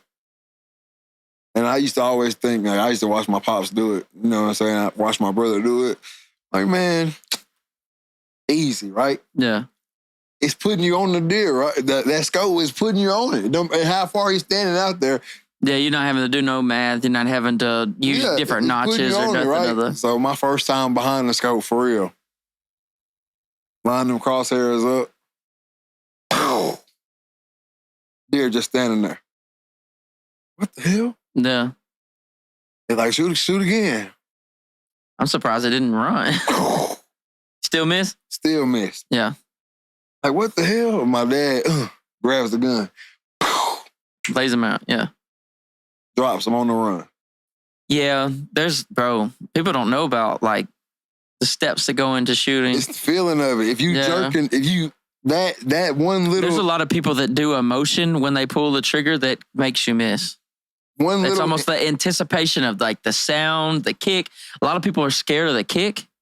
And they brace up. And if you brace when it kicks, it's got to be fluid. It's got to be. And so it's so much of that. Like, it's...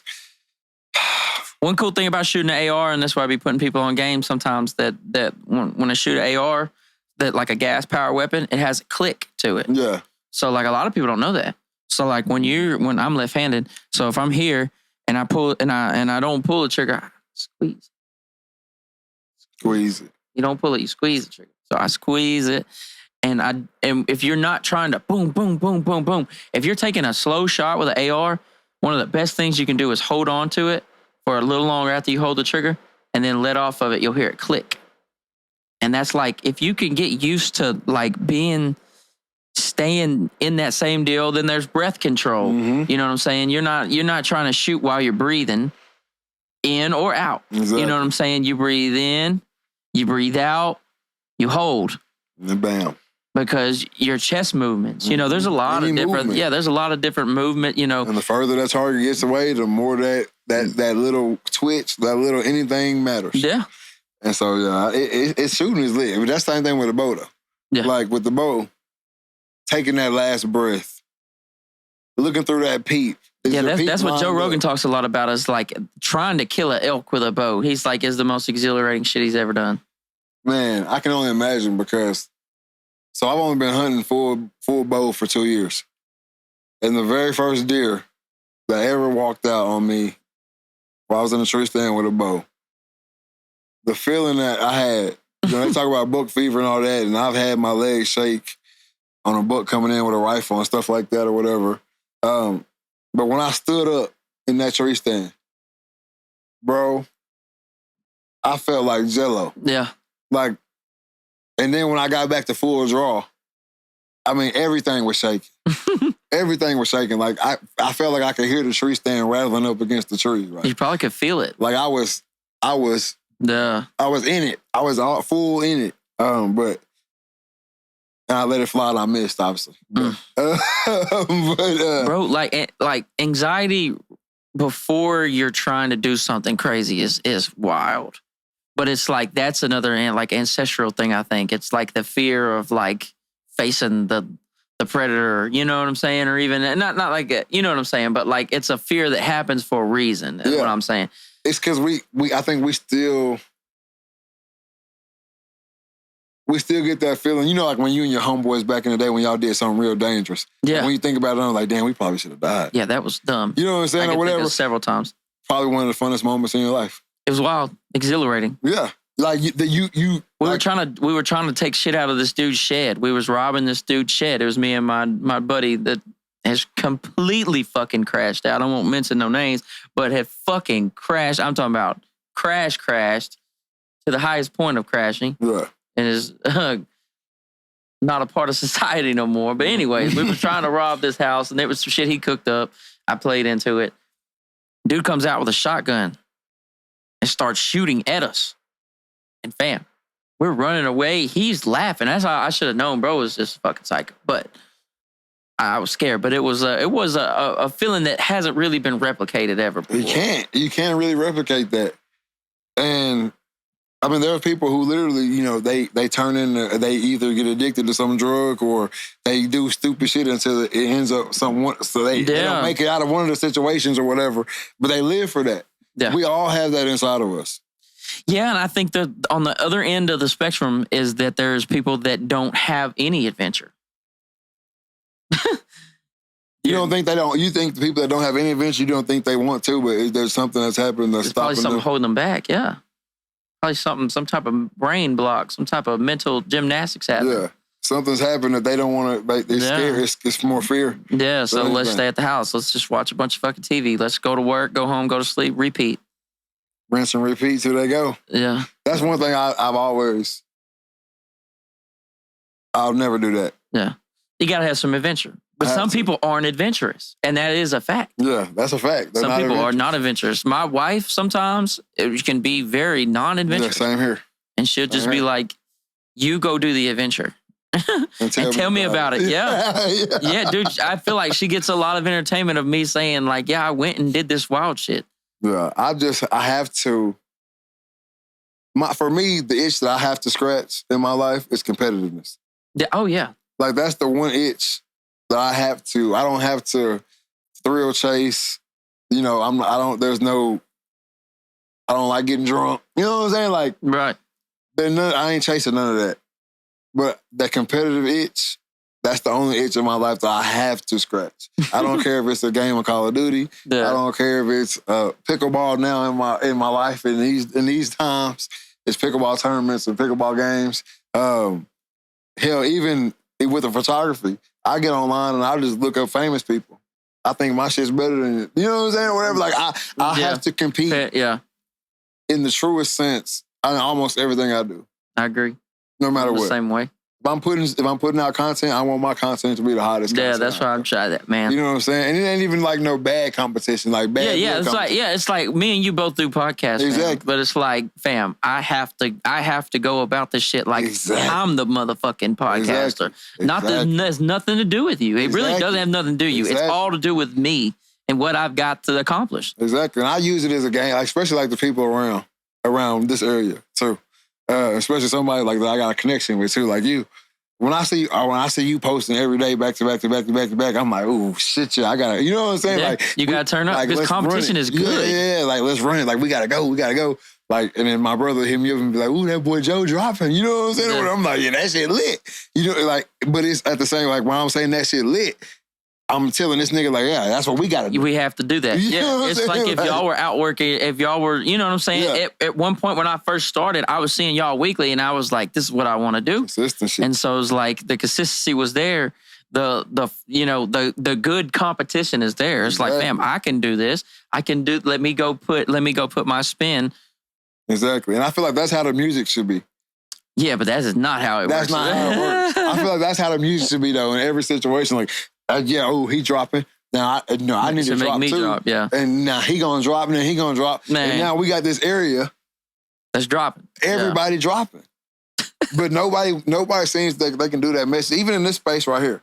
Yeah. There's not very many podcasters in this area that are clicking up together. No. Everybody is off in their own little corner thinking that they the shit. You know what I'm saying? And you ain't gonna make it like that. Yeah. You ain't gonna look around at the scene, in the media scene. I started on radio, so I've been around. Yeah. I done seen a bunch of motherfuckers die. You know what I'm saying? Yeah. Like, whole stations gone. Yeah. But R.I.P. The RIPs. But if you like back when the radio shit, every radio station around here was beefing, right? Were they really? Yeah, I had no idea how the radio scene was. Radio is so messy. Radio is like a no offense, but a room full of females. Oh shit! They gotta live together forever. That's radio. That wasn't meant. I don't think that was ever meant to happen, bro. It's undercutting, and it's business, right? Yeah. But everybody in radio in this area felt like they had the best radio show. Everybody in this area felt like they had the best connection to whatever team they was broadcasting, right?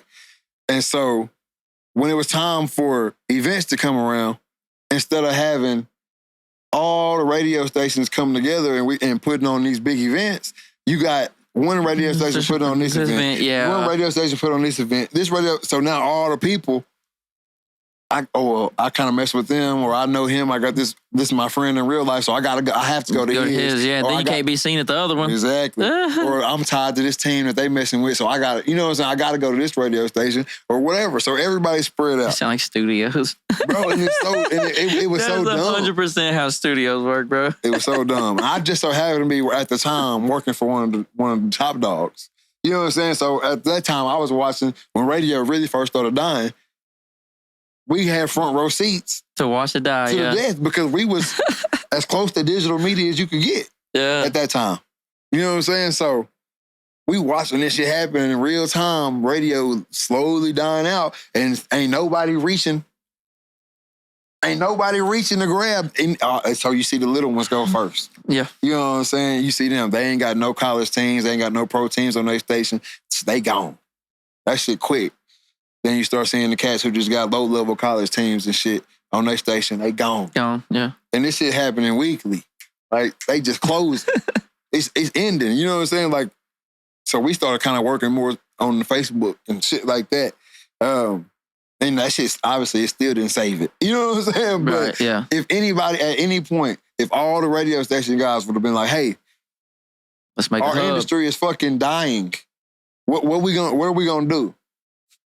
Not, look at them. Like, that ain't gonna be you next month. Yeah. You see what I'm saying? And so, in all fields, like, even with the podcasting, because podcasting is going up in Texarkana right now. More people every day, you see one popping up. If we don't all grab each other like they did in New York, like they do in Atlanta, like they do in Florida, if we don't all grab and run up together, ain't none of us gonna run up. Yeah. That's just how it go. You have one person might bust out on TikTok. You got one person that's got the Facebook market. Y'all should be doing some shit together to get your people to get on TikTok, to get their people to get on Facebook. No doubt. It should be like that. You ain't nobody gonna monopolize them all. No. You're not. We're at Texarkana at the end of the day. If you get everybody here, it's not enough. It's not enough. Yeah. So why not get everybody here and everywhere else? Yeah, because you don't even really just want it to be here. No. Because even the statement, I run Texarkana, is not a very good statement. What is that? Bro, when I look at my numbers and my statistics on Facebook and shit, for the Read, Talk, and Listen, it's heavily Texarkana based for sure. But the podcast that we actually, do our thing, all the traveling and shooting the bows and shit you see. Yeah, it's other places, huh? Ain't none of that shit in Texarkana. Yeah. Ain't none of them numbers coming out of here. Yeah. But rare. Low. It's real low. That's coming out of TK. And my brother, the dreaded Archer, is born and raised right here in Texarkana. Yeah. You know what I'm saying? So yeah, you want strangers. I'm really banking on strangers. You gravitating can't do towards with the this. people you already know. Yeah.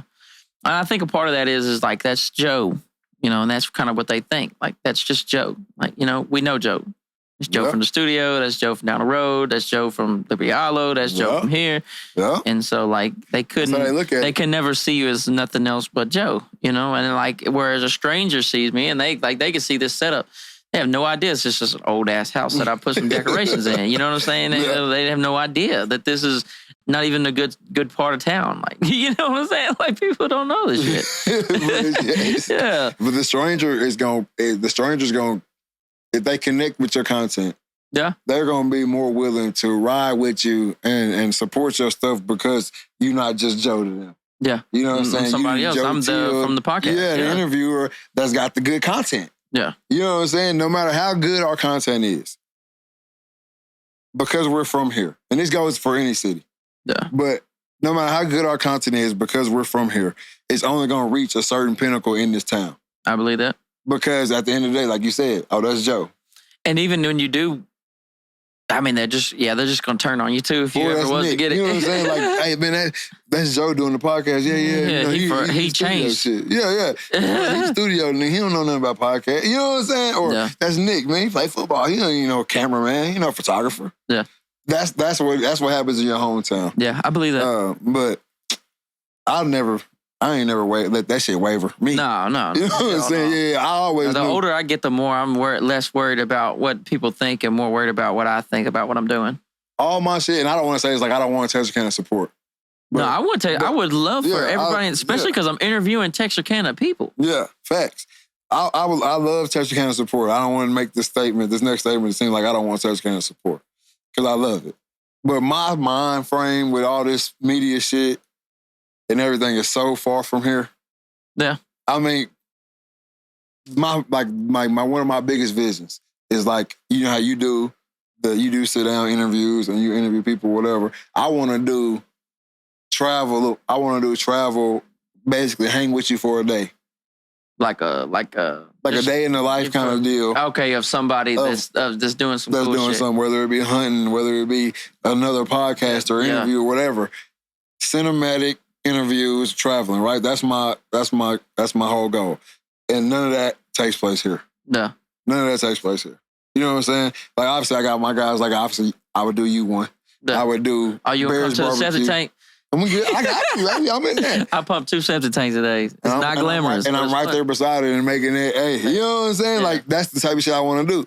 Like, because I think that's the real. Like, yeah, you do podcast. Yeah, we see you right here. Yeah. Right? But what you do in real life? Yeah, that's what's funding. Yeah, because a lot of people, like, if you're talking about out-of-towners, right? Or just strangers that don't know you, they only know you as Joe Teel on the interview. Joe Teel on Addicted to Arguing podcast. Yeah. You know what I'm saying? In the media space. Whether they think you getting paid, whether they think you're not getting paid, right. Whatever it is, whatever imagination they make up of you, that's who you are to that stranger out there in the world. Yeah. When people see me on the Retalk and listen to Dreaded Ultra podcast, shooting bows and all that shit, they base their assumption and they make it whatever they do. Yeah, but they don't have access to even know who you are. So, there are podcasters out here that literally they wake up every morning and they do 5 episodes a day and they chopping them up, or they got a team that's chopping them up and posting the content. I cannot wait till I get a team one of these days, fam, because I am overworked. Come on, bro. and that's the reality. But for the most part, I say 90% of the podcasters doing this shit and turning their cameras off and going to work Monday. Yeah, no doubt. And that's the part of your life I want to see. Yeah. I want to see what you're doing when these cameras off and know you as a person, because that's what makes me, I think that's why we get so intrigued and caught up in the former athlete podcast. Like, how did Shannon Sharp become the number 2 podcast in the world? Yeah, because you're just curious of like him outside of what we normally see him in. Yeah. You getting him in his real life. Yeah.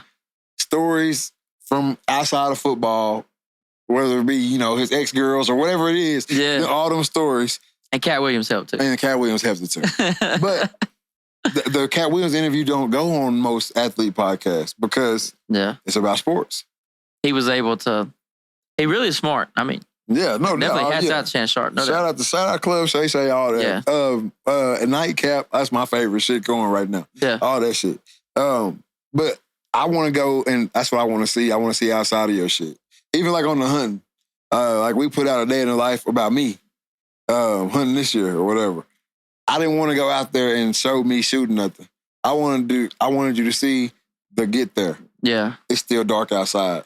You know what I'm saying? It's cold. It's raining. Whatever.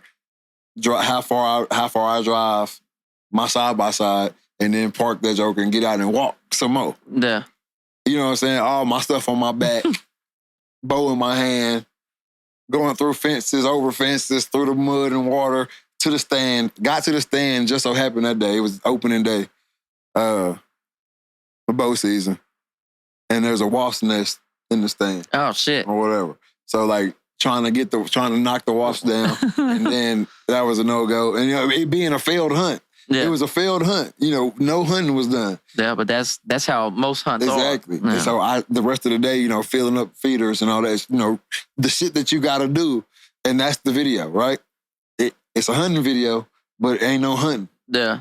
Because that's the real reality of this shit. Of the situation, yeah. Yeah, I can get on Instagram and show y'all every time I kill something. You know what I'm saying? Easy. That's nothing. that's the easy part. And make everybody think that every time anybody on Team Dreaded Archer walks out into the woods, we knocking shit down. We the coldest hunters out here. Yeah. When in reality, that's not the shit. And so I think that's what separates us. And that's what I want people to see. And that's why I want in those interviews. I want to go to people who do what we do for a living. You podcast, but at the end of the day, I know you got a 9 to 5. Let's show that. What's your life like? Yeah. What's driving you to make this podcast to try to get out of your situation or try to make your situation better? Or this your real passion? Why you still, you know what I'm saying? Like, right, yeah. I want to know it all. My favorite guys on the internet right now, I feel like I know them because I've been following either their whole career. Yeah. From whenever they was, or just hours of content, shit, yeah, or just watching interviews. Yeah, like I feel like I know Joe Rogan sometimes because it's hours, bro, and I watch them all. Except if the guests do something weird, I don't watch it, and that's like literally the only thing because he can carry that shit sometimes. Exactly. Too. But like every once in a while, it'd be a guest, and I'd be like, I ain't feeling it. But for the most part, I get 10 hours of Joe Rogan a week, which is crazy. That's it. But like Matt and Shane's Secret Podcast, I love them too. They're funny as fuck. Matt and Shane's Secret Podcast? That's funny, bro. They are funny as hell. You know Shane Gillis? Yeah. Yeah, it's him and his buddy. Okay. And his buddy is like just as funny as him, bro. And a lot of people don't know that. I mean, he's just now getting popular. Do you watch Kill Tony any? Bro, you need to check out Kill Tony. I got a lot of shit I got to check out. Yeah, Kill Tony is a live podcast, and it's at the Mothership now, but it didn't start there. Yeah. You know, the Mothership is where Joe Rogan. Rogan's in Austin, right? But this is a live show where they fill the place up, the room up, and they bring people that put their name in a bucket to get pulled randomly to come do a minute of stand up.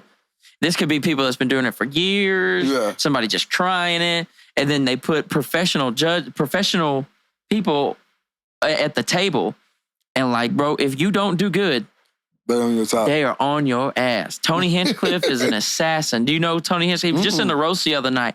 Said some unbelievable shit. Like, I loved it. It's like comedy coming back. Like, for the Tom Brady roast. Yeah. Bro was talking out of pocket, bro. Had shit. He sent shots at Kevin Hart. Like, not just shots, but like the people there, everybody, and he's the host. Kill Tony. Tony Hinchcliffe. That's a bad son of a bitch. But he has he has like Joe Rogan on sometimes. He has Shane Gillis. All the comedians, all the big comedians come and host. And then like you see these guys that are like the regular people, like maybe trying to do stand up. They've been doing it for 2 or 3 years. They come on stage. Some of them do good. They'll give them a job. They'll say, hey, come. Like Red Band does the sound. He has a show. And I see him like once a month. He tells somebody, hey, you're good. You want to come do the secret show on Thursday. Yeah. And then then Tony will take people that just blow his mind. He'll take them and make them regulars. David Lucas, Cam Patterson. There's been people that came and did a minute on the show, random bucket pool, that are regulars and now go on tour. David Lucas is on tour with Joe Rogan, goes everywhere with Joe Rogan, stadiums, all the shit. He was a bucket pool off Kill Tony. Yeah.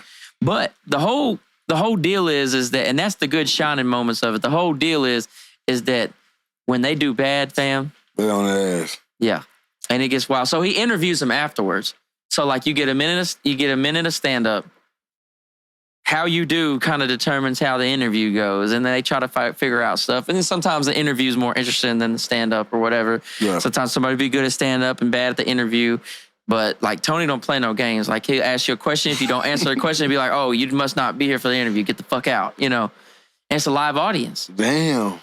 But nobody will heckle you. Nobody will fuck with you while you're doing your minute. That's like the thing. It's stamped. You get this minute to win the crowd over. Yeah, and after that minute, we're gonna let you know.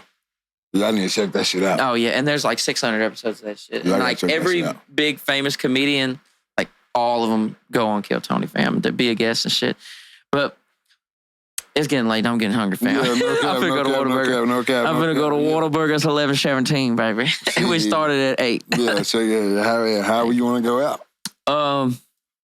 Man, the podcast. I'll start with mine. Addicted to Argue, and they drop every Monday. The interviews, I'm going crazy right now. They may drop every other day, so just be looking out for them. What's up with yours? Man, Read, Talk, and Listen every Wednesday, 8:30. Come on. Get over to the Dreaded Archer as well, man. That's my brothers. I'm the producer of that podcast as well. So get over there to the Dreaded Archer, dreadedarcher.com. We got the merch dropping. You see it right now, the pocket tee, camo pocket tee with the Dreaded Archer logo here. Dreaded Archer podcast on the back, man. We got the Elk Camp t-shirt drop. Right now, it's the exclusive drop. It's not going to be out forever. It's limited time. So get it to the website. Get that promo code Dreaded Archer. That's going to get you 15% off, man. Get over there. Get it all. Running up the numbers on all the sites, Instagram, all that good stuff. And if you're local, man, if you need anything done, Nicholas Free Photography. There you go. We do the videos. We do the photos. We come in. Our motto is, you enjoy your event. Let us capture the moment, man. So y'all go get all that. Hit me up on Facebook, Instagram, everywhere, man. I'm everywhere. There you have it, man. Well, you've tapped into another episode of 180 Creator Interview. Like I said, Nicholas Reed. Yes, sir. Appreciate you coming through. Hey, man, shout out. We would probably have to chop this up into some clips and segments and some more shit, fam. But no, we talked about some good shit today. More podcast collaboration, man. That's what we're with. This is our third. This is the third time coming on to different shows. So yeah, Addicted to Oregon, Read, Talk, and Listen. Now we on the interviews. Man. Yep. So we got to work together, just like you were saying, fam. And I'm all for it. Anybody doing podcasts and want encouragement or want to be a part of this show, hit me up. I'd love to interview you, let you come talk about your podcast, all that shit. I love to come on your podcast. That's the thing about it, man. Like if I come on your podcast, I get your, you know what I'm saying, audience, you get mine. It's like swapping, fam. Why not? Exactly. You got to, man. Yeah. That's the thing about my podcast. We've had guys on. We had Joe on, man. We had a guy named Jack Kruger, who's an up-and-coming wrestler. I saw that one. So the more people you bring on your platform, man, the more your views are widen out. Your spread widens out, your reach or whatever you want to call it. The more fans you get in. If you got another podcaster on, they fans come watch. It's all supposed to be some together shit. Yeah, I'm with it. And so we rocking together, man. I'm rocking with Joe, for sure. Hey, appreciate it, man. Y'all stay, y'all like, share, subscribe, do all that cool shit, and we'll see y'all later. Already, and y'all know y'all can't rap for real. Yeah, y'all not really battle rappers. Battle rappers. We'll get into that another day.